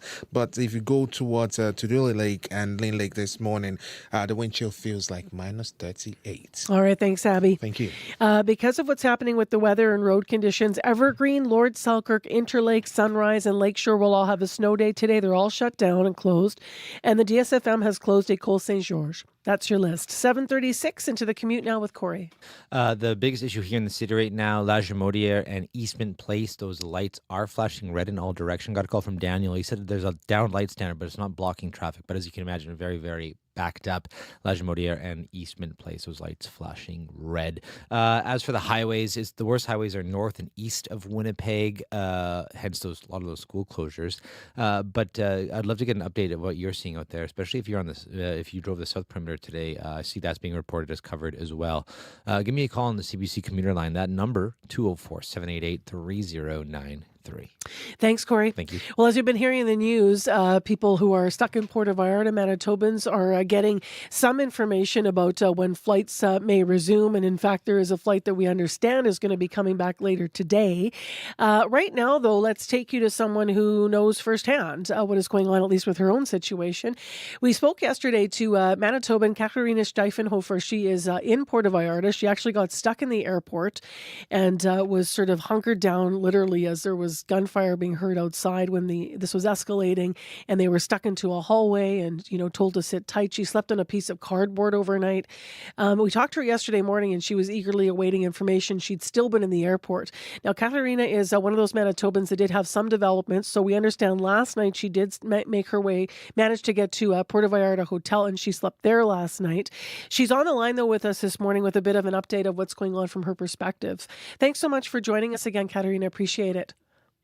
Good morning, Marcia, and thank you for your interest. We made it to a hotel yesterday, and in the morning it still felt really tense, and we were a little bit concerned when the attendant guarding the gate, every time somebody left or came in, put a huge big chain and locked up the gate. But that I think everybody has relaxed since then. I hear traffic going outside. Restaurants were still closed yesterday, and it was a big challenge to find some food, but we managed to find, everything involved lineups, but we did manage to find some food. Had a good night's sleep and feeling so much better. Late last night, I received first communication since Sunday afternoon from WestJet, indicating that flights were going to start up today, but they cautioned that it may take a while to accommodate all the people that are stranded here and help them to find their way home. They referenced my reservation code and suggested that anyone who booked with a travel agent should go through them, through their rebooking. And I have to say, I've been most impressed with my travel agent, Alice, at CAA, the Empress branch, and even their manager. They've been in constant contact with me and concerned and trying to get through to WestJet. It's been impossible to talk to anyone on the phone or online. And our travel companion, Wendy Bulow, has even sort of received a message that her trip was completed. So we're just still, everything is up in the air yet.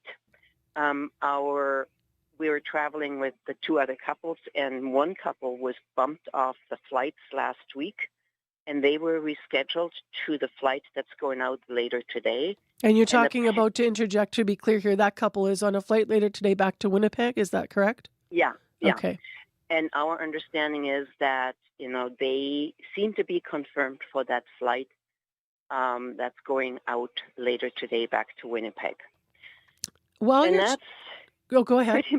That's pretty much all I know right now. I'm looking forward to hearing from my diligent CAA agent in Winnipeg to see whether she's been, but she said she's been on hold with WestJet for 4 hours. Yeah. So we'll see. While we're talking, Katarina, I'm grateful you gave us pictures here. You sent them to me this morning during the show, and Darren's got them up, our producer, on YouTube. What are we looking at here? Was this shots that you took around Puerto Vallarta walking around yesterday? Right. So yesterday when we were trying to find coffee or anything to eat, we were just walking around the area around our hotel. What did you see? And that's when we saw there was a parking lot by close to Costco, and it had all of these burned out vehicles in it.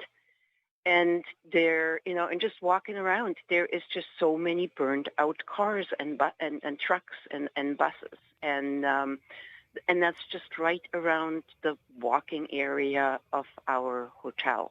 Quite close, yeah. And there was a building also that seemed to have been affected.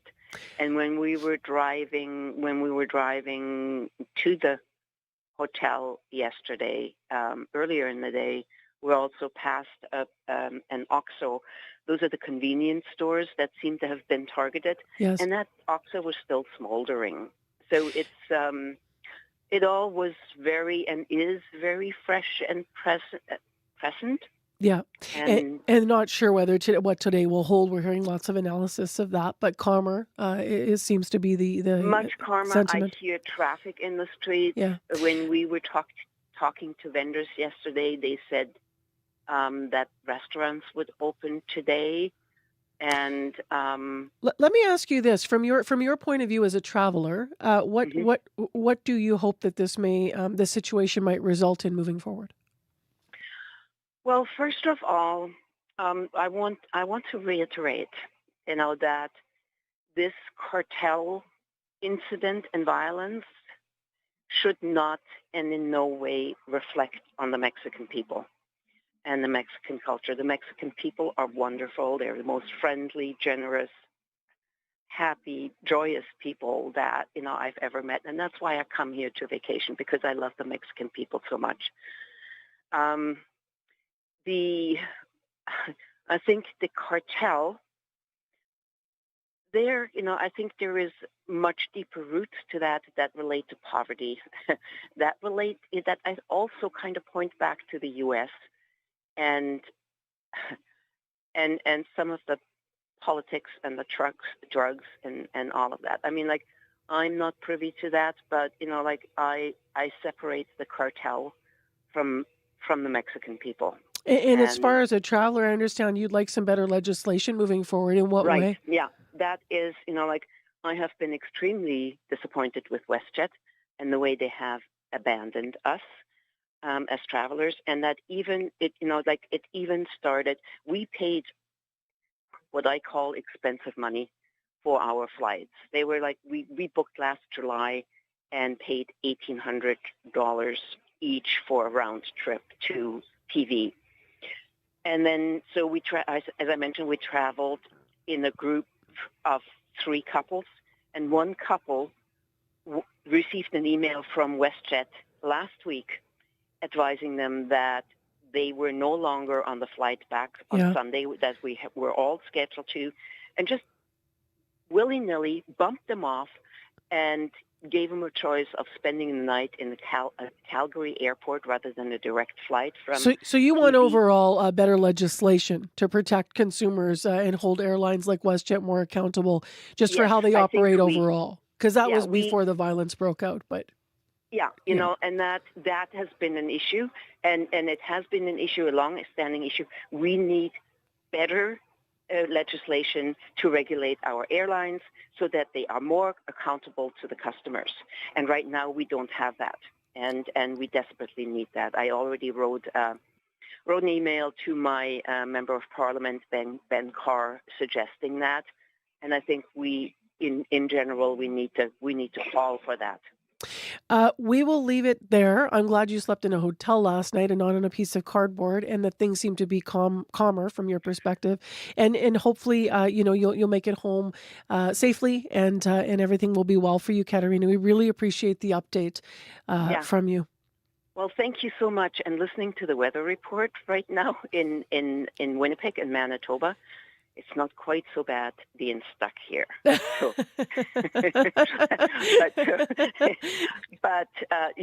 I hopefully will be able to make it back to Winnipeg in the next few days. I'm hoping we don't have to wait until Sunday, and just hopefully sooner than later. We'll be watching from here what officially information they give us. But take care. Thank you. Yeah. Thanks ever so much, and you have a good day. You too. Bye. So that is Katerina with us this morning. Pardon me, I'm just, I've rolled my screen down. Katerina Steifenhofer with us this morning. She is a Manitoban, and she is in Puerto Vallarta. Slept in a hotel last night. The night before was at an airport as gunfire was ringing out, and the situation was more volatile. As you heard, she says that friends of hers are booked in a flight from WestJet that will be returning later today. Corey checked, and there is a flight coming in from Puerto Vallarta when he was checking the airport schedules this morning. We're just staying on this story to see what's going to be developing, and also what's happening for all of the Canadians that are still stuck in Puerto Vallarta, and also what's happening with the future for Mexicans there. Jarrett Martineau hosts Reclaimed. In an hour, you could hear everything from powwow music to like a soft acoustic ballad to an electronic record to like a dub track, all in the same hour from an Indigenous artist from any part of the world. Eclecticism is an overused word, obviously, but I think the sheer diversity that gets represented on the show is something that's totally unique. Reclaimed with Jarrett Martineau. Available now on CBC Listen. It is 13 minutes to 8 o'clock now on 89.3 FM, 990 AM on the app and on YouTube.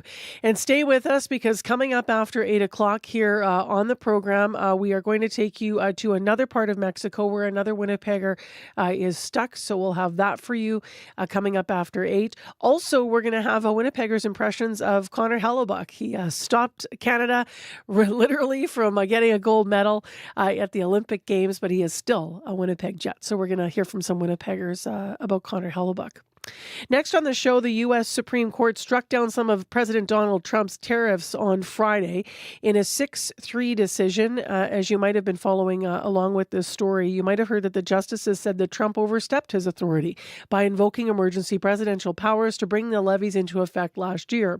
Now, Trump was not happy with the decision, and I'm sure we're going to hear more about that with the State of the Union tonight, which will be spicy because those justices are supposed to be sitting in the front row, as is, the tradition and the way that they do the State of the Union in the States. But Trump wasn't happy. He gave a scathing speech already saying he's going to create this 10% global tariff on top of existing levies. At one point, he was saying 15%. We understand this morning it's back to 10. And he's still questioning the court's decision. I know the people that brought the lawsuit, and, they're sleazebags, major sleazebags, but I know them. And they're foreign country centric. They were sending things into our country, and the people representing them knew full well, but they were sending things into our country and they were beneficial to other countries, but very, very bad for us. And I stopped it, and we'll just keep it going. So we have we have a totally firm decision now, and I don't think the court meant it, because the court doesn't show great spirit toward our country, in my opinion. In our country, Winnipeg's World Trade Center's Andre Brun is with us to talk about what all this means for Manitoba businesses. Good morning, Andre. Good morning, Marcy. So how big of a deal is this decision on tariffs when you're watching what he's saying in the States? Well, unfortunately, the decision, the answer, in my opinion, and it feels like it's been this answer for many months, is we don't know. Things can change, and in fact, when we spoke just a few days ago, things were different, and then all of a sudden there was another tariff, etc. I believe the administration was ready for this decision for a while. We're obviously connected to many World Trade Centers in the U.S. They all expected it to be defeated. So I suspect that the administration was ready, and that their reaction was, we knew there was going to be a reaction. So I think as far as for Canadian companies, we really don't know the impact that this will have. And unfortunately, that's the times that we live in. And unfortunately, the uncertainty is probably the most difficult piece for businesses to navigate. So we know that everything that's being said here, you're CUSMA protected still. So that's a lot of manufacturers, especially a lot of businesses here across Manitoba. But those that will be watching this will be, the steel, right, out of Selkirk. Is that right? And what else? Where else is the uncertainty here? Well, I think, the automotive sector is always a hit, and all those special steel, aluminum, et cetera. And I think all those things, when truly the negotiations get started on CUSMA or USMCA, if we're south of the border, happen, then probably all that will come back into play. But those are certainly the areas that are most hit by the tariffs, and that's the thing. When the tariffs are added, we need to understand that they apply to only a percentage of companies in Canada and in Manitoba, but those companies are hit hard, and I think it's sectors that have had to navigate this. This has not been easy, and I know they're all hoping for CUSMA negotiations that will bring some type of level of certainty to all this. Sometimes it's hard to put a number on these things, so you may not be able to, Andre, and I appreciate that. But what percentage of companies would be affected by the tariffs in Manitoba, and what percentage might be affected by CUSMA, for example? That's a really good question. Hard to say exactly. I would say probably 15% of those companies that are exporting in Manitoba are probably affected. That might be a little on the high, because that's sort of the percentage nationwide. So I'm not sure exactly in Canada. I think what happens too is there's the impact on your suppliers. So that 85%, those companies that have CUSMA compliant products, they may be affected in other ways, in the sense that they're supplying. So for instance, if you're a manufacturer that's supplying into the US and you're not impacted, you may also be supplying to major automotive companies in Canada that are affected. So it's very difficult to say who is directly impacted and indirectly impacted, but obviously, and there's a reason we're talking about this so often, is it sort of trickles through the whole economy at some point, just to different levels. Now, there's a reaction to whatever is going to be happening in the States with the tariffs, but then there's also the development, which has been also ongoing, of new markets. And a lot of that is going to be interprovincially and internationally. And we all know that Prime Minister Mark Carney is off on another really big trade mission right now. So where are the opportunities, and what are you thinking about from the perspective of the Winnipeg World Trade Center in that regard? Yeah, and I think diversification has always been important. Now it's more on the front burner, because we realize that the most, Canada's major trading partner, which will probably not change despite all this. We're not changing neighbors anytime soon. So the U.S. will always be a significant market. But here's the opportunity. Here's the reminder that having a diversified strategy as a country, as a company, can help you long term. So I think there's lots of opportunities. I find it really interesting. The Indo-Pacific, China, but not only China. There's conversations in India going on. I know there's a trade mission going to South Korea at the end of the month for Canada. We just got back from Mexico as a Team Canada trade mission. So I think there's a number of markets out there, and I think what's interesting too is Canada has a very good reputation in those markets, but it is not exporting to those countries is not as simple as exporting to the U.S. So that's the piece that requires sort of new innovation, new creativity from our companies to be able to export. And that's the long-term play. That is not going to all of a sudden happen over 3 weeks. That's going to take years of developing those relationships. So encouraging to see that there's all these Team Canada trade missions, that the Prime Minister is out there present in those countries. And I think that's encouraging for those companies that want to look at diversifying. But obviously it's difficult to look at diversifying when your major customer in many cases is problematic right now. I want to look at something that, I've been reporting here for a long time and talked to a lot of different business leaders over the years, of course, in the different chambers at the Winnipeg and then at provincial level as well. One of the criticisms of our province has been, and I respect that we don't have sort of a clear identity like some other provinces, Alberta, oil, like what you think of. We've always been a diversified economy here. But one of the criticisms of provincial governments, and this is, when we've had different parties in power, is that we do lack some focus, some strategy to be able to market ourselves, like as Manitoba and maybe smaller as Winnipeg, but to other markets. Is that still a challenge or something that we should be working on as we're looking at creating new economic opportunities for here at home? Yeah, absolutely. And I think if you want to be a global player, you have to be present in the world, right? You can't build those relationships and build those connections from Winnipeg or from within Canada. So I think, but I do believe that the government knows that, and the government is working towards that. In full disclosure, we're funded by the government, so you won't catch me criticizing government. But I will say, I feel like the direction is there, but we will, and that's where we believe the World Trade Center network can be activated more and more, because we are present in 90 countries around the world. That includes the US, but it also includes countries like India, China, all the countries in Europe, even Africa, Australia, like all over the world, we have connections. So hoping to leverage those more. And I think the province sees that, but that's a huge financial investment. So the decision to make that while trying to have a balanced budget, all those kind of things, I realize are challenging, but that's where hopefully activating the World Trade Center network could help us at least take some small steps towards that. All right, Andre, thank you very much for your time today. Thank you. That is Andre Brin. He's the CEO of Winnipeg's World Trade Center.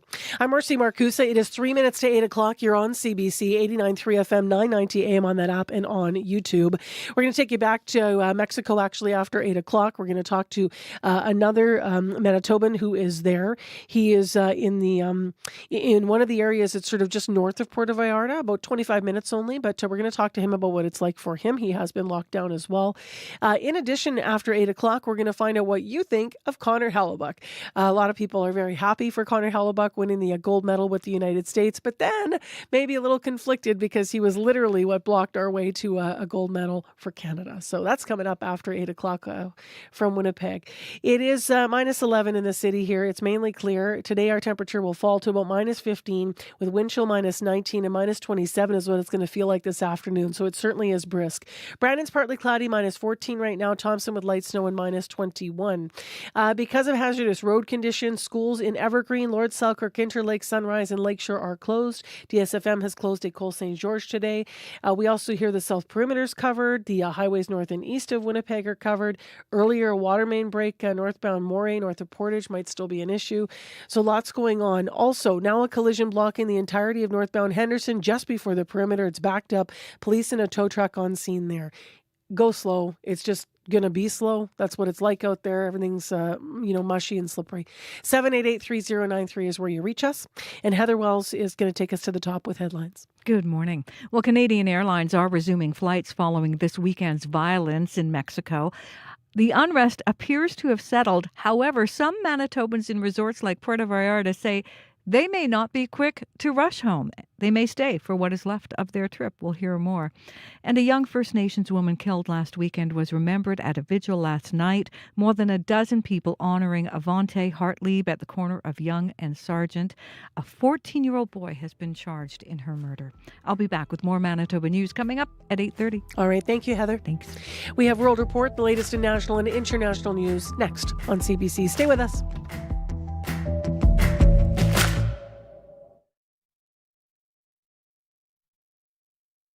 Today on Q. I'm Garvey Bailey, in for Tom Power. Filmmaker Oliver Lachey took some chances to make his Oscar-buzzy film Surratt, braving the desert and working with real-life ravers in pursuit of emotional honesty. He'll be here to talk about the film's success and its powerful meditation on loss and mortality. You are connected with a kind of collective inconscience. Q, this morning at 10:30 in Newfoundland, and on CBC Listen, or wherever you get your podcasts. The CBC News is next. Coming up in half an hour, it's The Current with Matt Galloway. There is new hope for Canadians living with obsessive-compulsive disorder as a Toronto hospital makes a major investment in research. We'll take a look at what OCD is, what's new in its research, and what that research could do to help those living with OCD make their lives better. This is World Report. Good morning. I'm Marcia Young. U.S. President Donald Trump will be making his State of the Union address tonight. It is a chance for the president to update Americans on the current condition of the country and where it's heading. Trump's speech is taking place on the same day new U.S. tariffs of 10% come into effect. The administration is also increasing its pressure on Iran to make a nuclear deal. The CBC's Willie Lowry joins me now from Washington. And Willie, what are we expecting tonight from U.S. President Donald Trump? This very well may be President Donald Trump's largest audience leading up to next fall's midterm elections, and he's likely going to be defending his administration's policies and trying to paint as positive a picture of the American economy as possible. The speech comes as Trump's poll numbers are plummeting. A recent Washington Post ABC Ipsos poll suggests 6 in 10 Americans disapprove of the president's performance thus far, with 64% disapproving of his use of tariffs, something he's recently doubled down on. And then there is the question of Iran. The U.S. appears to be on a war footing with the Islamic Republic. He may well address the status of the current negotiations, but one thing is certain: the speech will not be brief. It's going to be a long speech because we have so much to talk about. And after tonight's speech, the runway begins to shorten ahead of the midterms. Willie, could there be some awkward moments when it comes to who might be front and center as Trump is delivering his address? That's for sure. The speech comes just days after the Supreme Court struck down the president's use of the International Emergency Economic Powers Act to justify tariffs, a move Trump slammed, and he's been vocal in his disapproval of the justices who historically sit in the front row during the State of the Union. Trump said the 3 conservative justices who voted to strike down his use of IEPA should be ashamed, calling them unpatriotic and disloyal. Thank you, Willie. My pleasure. The CBC's Willie Lowry in Washington. Talks to curb Iran's nuclear program are supposed to resume later this week, and there are calls for diplomats to focus on de-escalation. U.S. President Donald Trump is still threatening airstrikes on Iran, and as Crystal Gomansing reports, there are concerns the region could be thrust into another brutal war. A regional flare-up would be absolutely devastating. Alexandra Saith is a policy lead with Save the Children International. She spoke to CBC from her office in Washington, D.C. We're maintaining and continue to warn that the protection of children across the region needs to be at the forefront. We cannot have another war. The U.S. is amassing the largest buildup of military assets in the region since the Iraq invasion in 2003. Washington is pressuring Iran to give up uranium enrichment. The size of its ballistic missile stockpile has also been noted.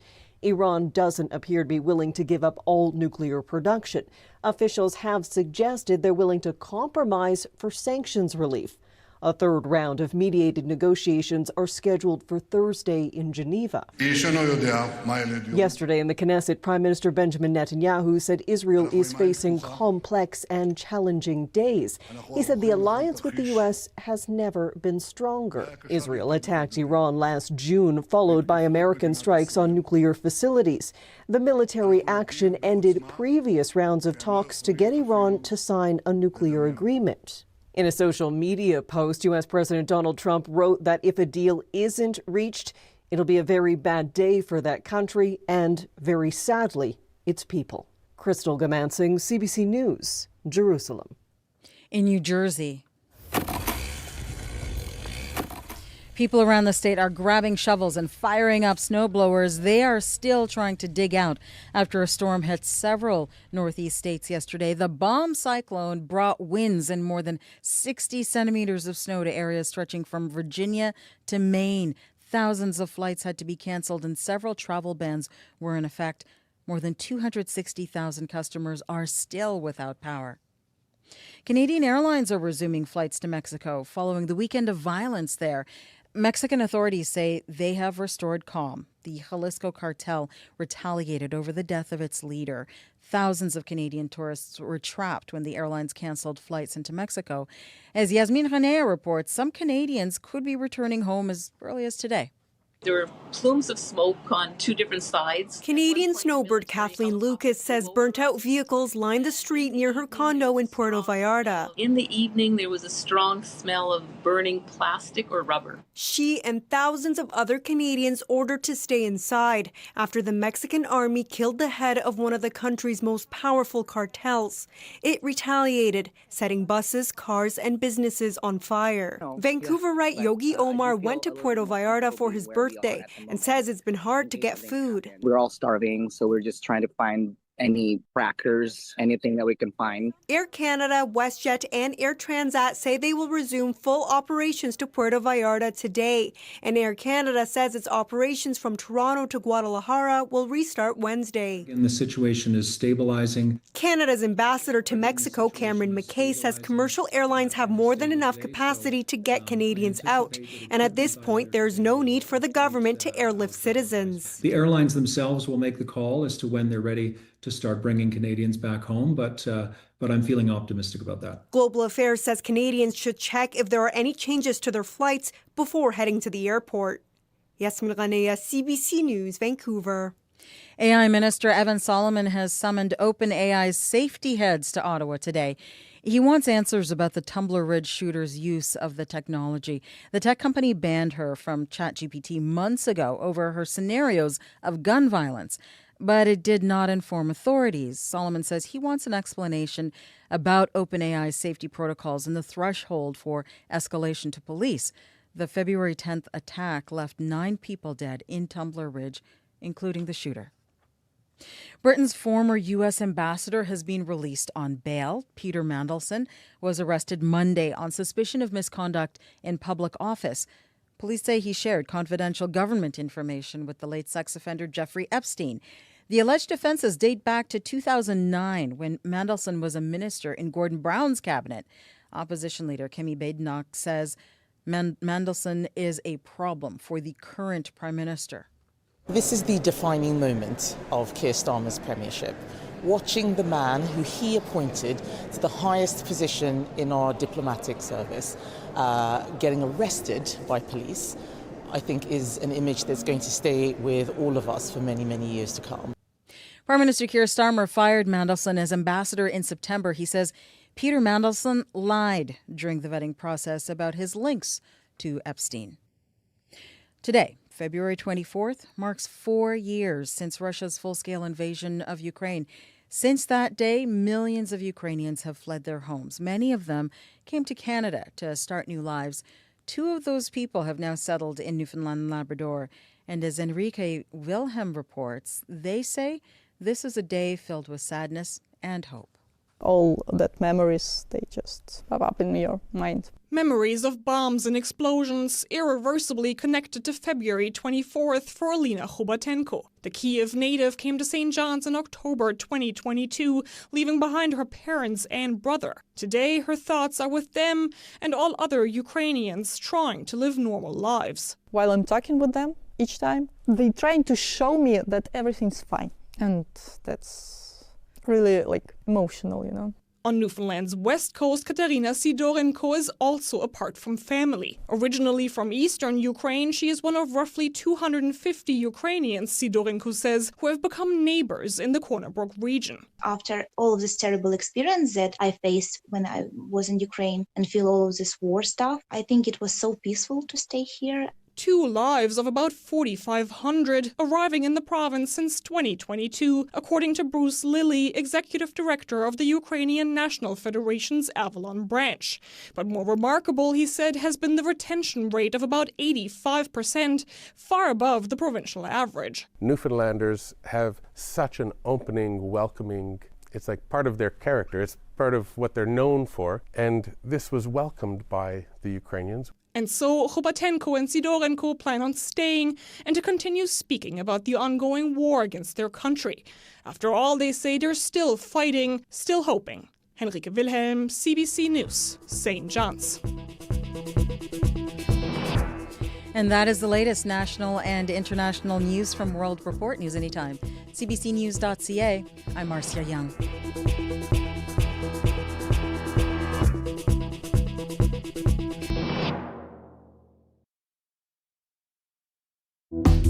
Good morning, Manitoba. I'm Marcy Marcusa. Thanks for joining us here on Information Radio.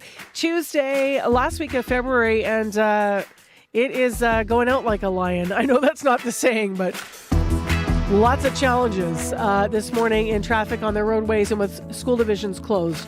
One last time, Evergreen, Lord Selkirk, Interlake, Sunrise, and Lakeshore all calling a snow day today, and also because of road conditions. DSFM has closed École St. George today, and Corey's going to have an update on road conditions. We've had a lot of calls, actually, about individual things happening in the city. It's hard to see the lanes out there, and we've got snow-covered highways in a lot of spots as well. So that's in a moment. We're going to take you to a warmer climate. First, we're going to check in once again on a Winnipegger who is stuck in Mexico still today, so we'll find out about the latest on his situation. And then you might have felt conflicted watching if you watched the Olympic hockey final between Team USA and Team Canada, because the man stopping all the pucks for the US was Winnipeg Jet, Connor Hellebuck. We're going to hear how Winnipeggers are feeling about him and his gold. Right now, let's go to Heather Wells for headlines. Good morning. Well, some encouragement for Canadians who are stuck in Mexico. Canadian Airlines are resuming flights following the violence in Mexico over the weekend, but that unrest appears to have settled. However, some Manitobans in resorts like Puerto Vallarta say they may not be quick to rush back home. We'll hear from them. And about 600 educational assistants from the River East Transcona School Division have voted to join a union. They have been part of an independent association, but they are now just a step away from being part of the Canadian Union of Public Employees. We'll hear about that in our next local news coming up at 8:30. Thanks, Heather. Thank you.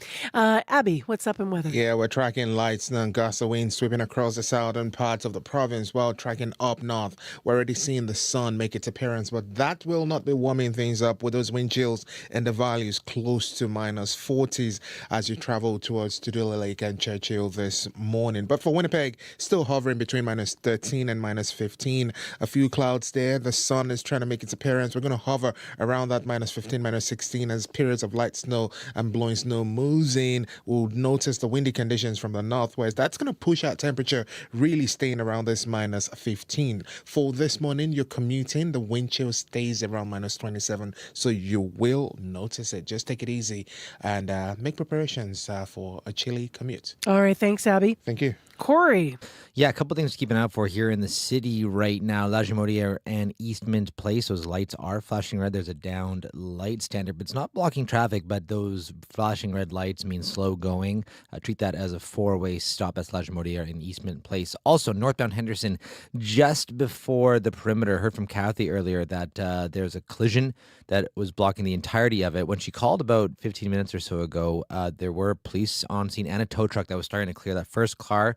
So that may be more clear than it was when she called then. Would love to get an update on that. That's northbound Henderson, just before the perimeter, maybe still there, very slow. Also, in terms of highway conditions, north and east of the city, that's where the worst highways are this morning, being reported as covered. Got a call from St. Vital Import about Highway 9 coming in from Selkirk. He says it's drivable and there's snowplows doing their thing, so it should gradually get better throughout the morning. If you have any updates for me otherwise, you can give me a call on the CBC Commuter line. That number, 204-788-3093.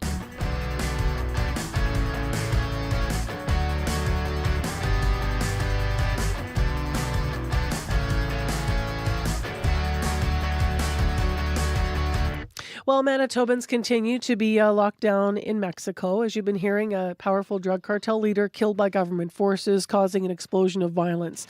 Local authorities are recommending residents stay inside. There have been some shifts this morning. We do understand there's a flight coming home here to Winnipeg later today, and flights are starting to resume to go to Mexico as well. Now, amid all of this, Winnipegger Bill Quinn has been in the community of Punta Esmeralda on the west coast of Mexico. He actually sent us a photo of sunrise this morning, which looks gorgeous. If you're watching, you can see that on our YouTube stream. He's just about 10 kilometers north of Puerto Vallarta, I understand, and he joins us now via Zoom. Hi there, Bill. Good morning, Marcy. So how are you feeling going into this this day of lockdown? Well, you know what? We're very hopeful because the word on the street is that things are going to be getting back to normal. I got an email from Travel Abroad from the Government of Canada saying that, as you said, flights are resuming coming here as well as leaving. And our only issue here, as I told Marjorie yesterday, is running out of food. And we're down to beans, bread, butter, and broccoli. But we understand that the grocery stores and everything else is going to be open today. So we're very hopeful this morning. And yeah, you were talking to Marjorie yesterday on Radio Noon, Marjorie Dalhouse, our host here. I'm wondering a little bit about what this has been like for you, like when this was developing. What was that like for you and your family? It was really concerning. I had explained that we'd been watching the Olympic hockey final, and we lost our internet. And so we quickly went to CBC Live on the radio and listened to the rest of the game. And when it was finished, I got a text from Leah Jansen. She was a former Free Press reporter here in Winnipeg. She lives in Edmonton, saying, "Watch out! There's some violence happening in Puerto Vallarta that might spread to where you are." But I don't know. I didn't think much of it because it was so calm around here. But we went out to the highway. We were looking to get a bus into La Cruz for the market there. And we saw 3 police cars zoom by on their way to Puerto Vallarta.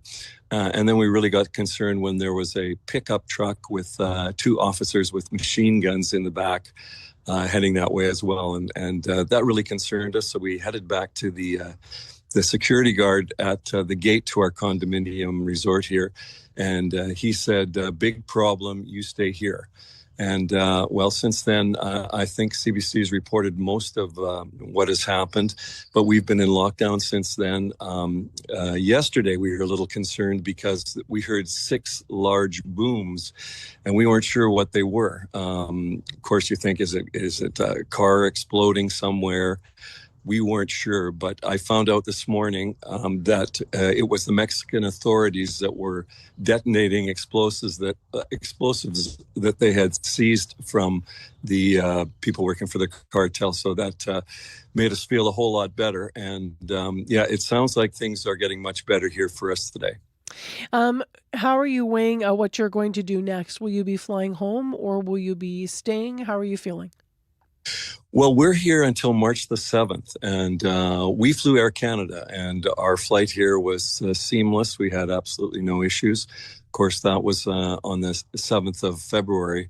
So it's kind of a wait-and-see attitude, but if things continue to improve, we're not concerned at this point about getting home. And as of today, we're not considering going home early. What do you understand about how residents have been affected by the violence?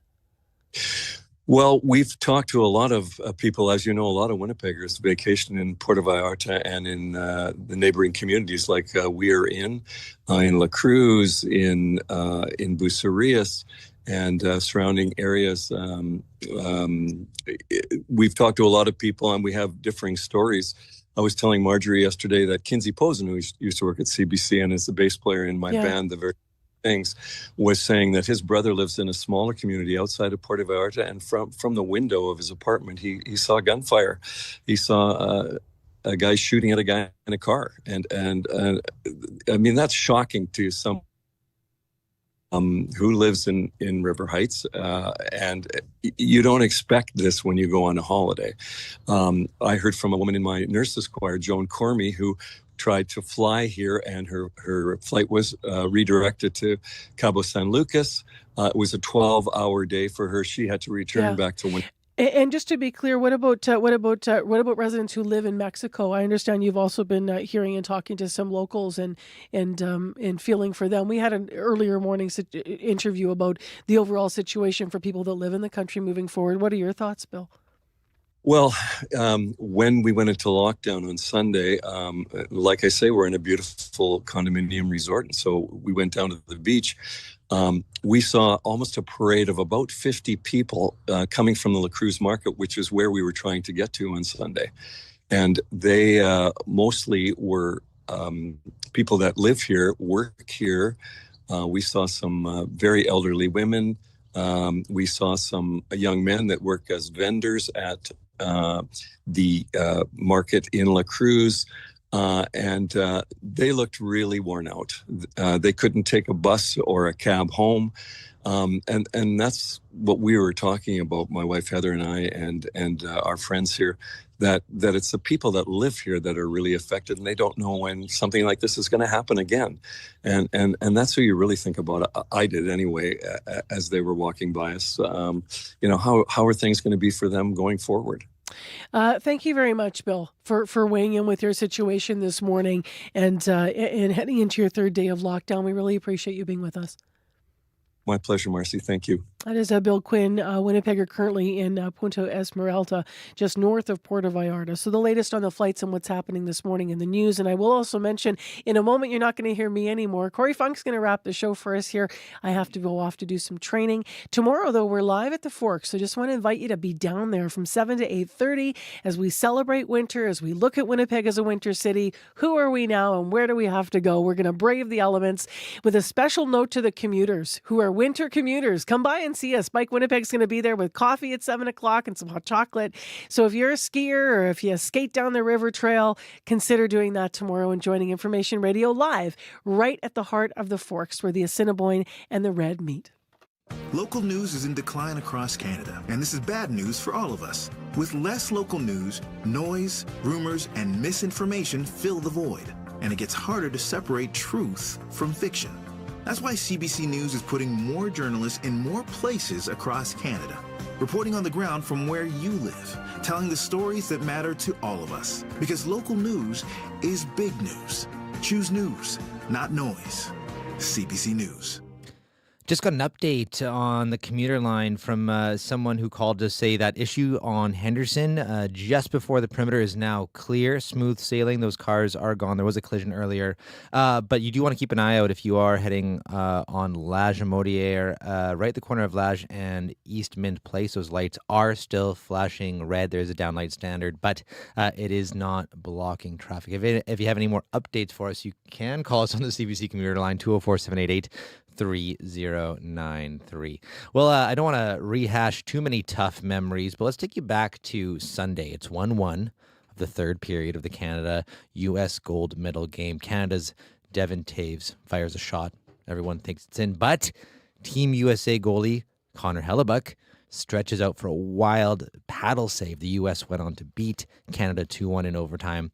And many onlookers say it's because of our Vezina Trophy winning goalie. But now that the Olympics are over, how do Winnipeggers feel about our beloved Jets goalie? Well, CBC's Jim Agapito found out. Jake Charles Knox. What did you think of Connor Hellebuyck's performance at the Olympics? Well, I was completely shocked, right?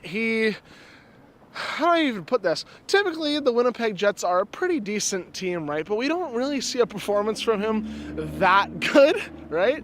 And just seeing how many goals he blocked from Team Canada last night was completely shocking, to say the least. I just couldn't even wrap my head around it. How do you get Connor Hellebuyck and the Jets being this pretty good but not great guy to being this all-star goalie, right? So it was kind of an upset, definitely, yes. Amy Giesbrecht. He did a lot better at the Olympics than he does at the Jets games. How do I explain it? He doesn't perform so good. Like, I find like he lets in a lot of silly goals in the Jets games, but now suddenly he's outperforming Canada in the Olympics. Brendan Stacey. It was outstanding. I mean, it was hard to like root against him, but at the same time, like in the back of your mind, you don't want USA to win, but you gotta root for Hellebuyck still, even though. Kyler Zainali. It was tragically amazing. It hurt me a lot. It hurt me a lot, man. I mean, sometimes people have standout games, sometimes people don't, and it just happened to be that night. So how conflicted are you about him winning the gold for the U.S.? Oh, I'm not conflicted at all. You know what? Like, they put up a good game. I can't really say anything bad about the United States. They talk a lot of banter about Team Canada, but the truth is both teams, they play at such a highly competitive level that it came down to the OT at the end of the day, right? It was anyone's game. It was an exciting game, and you know what? He did a great performance for Team USA, and frankly, as a Canadian, I think they deserve the win. Ooh, I mean, he is an American citizen, so I do get him. But at the same time, bring that energy to the Jets game. And he deserves it, I guess. Yeah, it's hard. Like, a lot of those guys on the team you don't really like, especially those Kachuk boys. But Hellebuyck, it's like, man, he's like heart and soul of Winnipeg Jets, right? So I'm so happy for him. Like, this just cements his legacy. He'll go to the Hall of Fame, and who knows if he'll ever win a cup, but Olympic gold's pretty close. When it comes down to it, he's American, right? And as much as we might push and pull, that you do what's best for where you come from. And I have full respect for what he did. It's upsetting nonetheless, and it was hard not cheering for him, but you got to do what you got to do. I understand. How do you think Hellebuyck can pay us back for robbing Canada of the gold? Get us the Stanley Cup.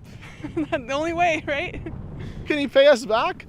Bring that energy to the Winnipeg Jets. That's all I gotta say to that. Oh, I think we could start with a Stanley Cup. Win a Stanley Cup. That's the only way. Maybe not this year, but I don't know. He's got maybe 5 more years left on the contract. I'm hoping in those 5 years we get it done for sure. Canada played a great game. I think they did everything they could. Every player gave it their all. They had the chances, but I think at the end of the day, Canada was a better team, but Canada does not have Connor Hellebuyck on their team. So there you go. That was CBC's Jim Agapito speaking to Winnipeggers at the University of Manitoba. Tough loss. I think a lot of people still feeling the backlash of that one. Well, 8:26 right now. We still got some time for a bit of music. Musician Danny Miles is based in Hamilton, Ontario, and he's probably best known as the co-founder of a Canadian band, July Talk. He's the group's drummer, and this next tune represents some of his energetic solo work. Here's Danny Miles with A Reckless Kid on CBC Radio 1.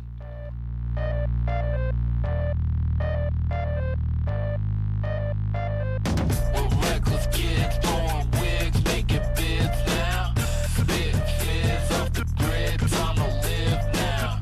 Reckless kids throwing wigs, making bids now.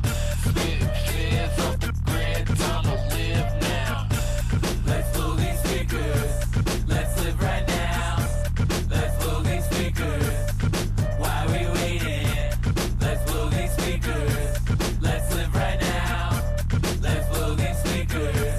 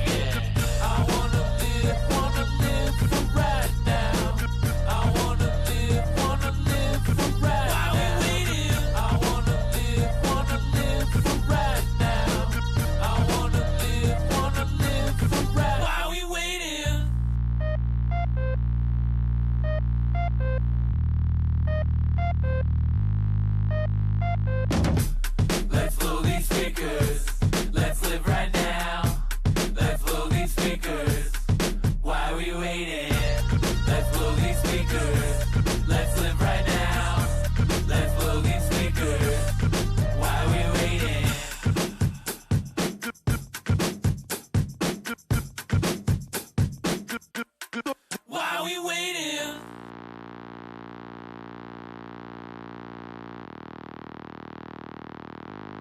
Why we waiting? I wanna live for right now. I wanna live for right now. I wanna live for right now. I wanna live for right. Why we waiting? I wanna live now. I wanna live. Why we waiting? I wanna live right now. I wanna live. Why we waiting? I wanna live. That's Danny Miles with Reckless Kids. Just got a call on the commuter line from Crystal. Should southbound perimeter, the turnoff onto the number 1 that's the southbound east perimeter, turning off onto the number 1, completely blocked right now. Not sure what she saw. Saw a lot of sirens. Something might be going on there that is blocking that turnoff. So heads up, might be tough getting onto the number 1 from the southbound east perimeter. Your CBC Winnipeg News is next. This is CBC News. Good morning. I'm Heather Wells in Winnipeg at 8:30, partly cloudy and minus 13. We are going to see more clouds move in, bringing periods of blowing and drifting snow in Winnipeg later today. Very strong wind. Temperature tumbles to minus 15. Well, Canadians can resume flying in and out of Puerto Vallarta, Mexico today. Widespread violence led airlines to temporarily suspend service to and from the popular western Mexican resort city since the weekend. Global Affairs Canada is still advising a high degree of caution in Mexico after the death of a notorious cartel leader. The agency says there were no new security incidents yesterday, but there is a possibility of more to come. Now, some Winnipeggers who witnessed violence on vacation in Puerto Vallarta say they don't plan to leave. Fires and explosions started Sunday. Local shelter-in-place orders were issued, and the government warning people to be extremely cautious. Suzanne Berard visits Puerto Vallarta every year. She was shaken by the violence she saw outside her rented condo, but still plans to stay for the rest of her 5-week trip if she can. We're already booked next year for 2 months, and we told our owner, no, we're coming back, and you know, they can't scare us away. We're here, and we're staying all 5 weeks unless we are mandated to go home. We're staying put. And as long as it's safe to do so, we're staying put. Berard says she plans to stay inside the condo until authorities say it's safe to venture out. A young First Nations woman killed last weekend was remembered at a vigil last night in Winnipeg's West End. More than a dozen people honoring Avante Hartlieb at the corner of Yonge and Sargent. Winnipeg police say the 18-year-old was found dead on February 14th after officers were called to a home in the area. Ethan Tillingbell had known Hartlieb for 5 years and was in a relationship with her. It's a bit nerve-wracking, but, you know, I just kind of just pushed through it and just came here because, you know, it's not many other times I will actually get to see her or get to honor her memory. So it's a lot. A 14-year-old boy has been charged with second-degree murder and criminal negligence causing death, marking 4 years since the Russian invasion of Ukraine.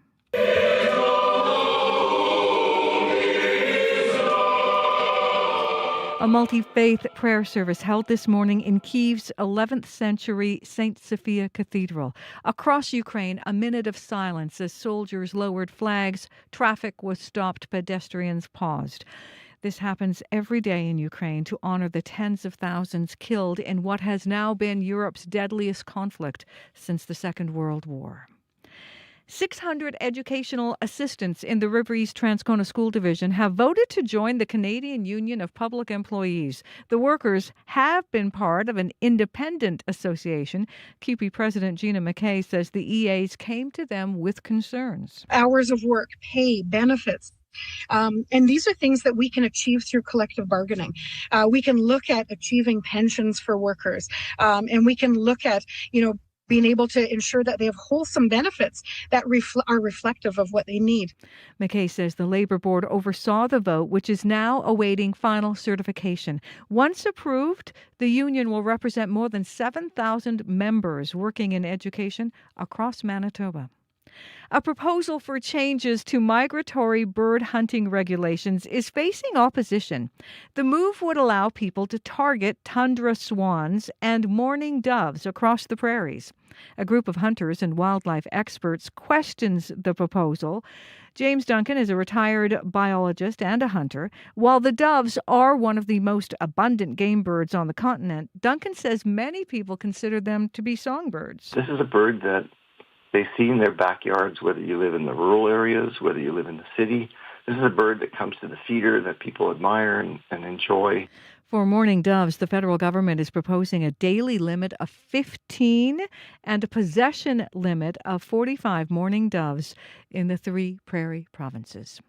You can find the latest news updated throughout your morning, throughout your day. All you have to do is head to cbc.ca/Manitoba. Thank you very much, Heather. Thank you. That's Heather Wells at our CBC News Desk. And thanks to everyone who helped put together today's show. Our reporter, Jim Agapito. Our AP is Sophia Peralta Baron. Also, big thanks to Darren Morash and Abby Adeyemi behind the glass here. And Abby, you've got a final look here at the weather. Yeah, we're seeing that messy start to the day. While there's no active weather warnings for any of the regions, the storm that came through actually has really forced us a bunch of schools and bus cancellations. So motorists, we might be noticing heavy drifts of snow across a lot of the regions on both lanes and especially in the southern highways this morning, so you need to take it easy. But for now, the southern regions will see temperatures hover around minus 16 with a wind chill around minus 27 for today.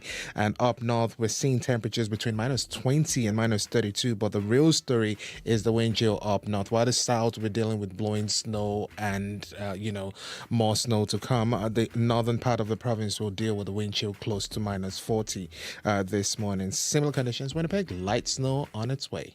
Southbound East Perimeter heading into onto the number 1 blocked. We just heard from a caller. Not too sure why. Might see some backups there as well. Lajimodiere and Eastmont Place. Those lights flashing red. There's a down light standard. Not blocking traffic though, but pretty backed up.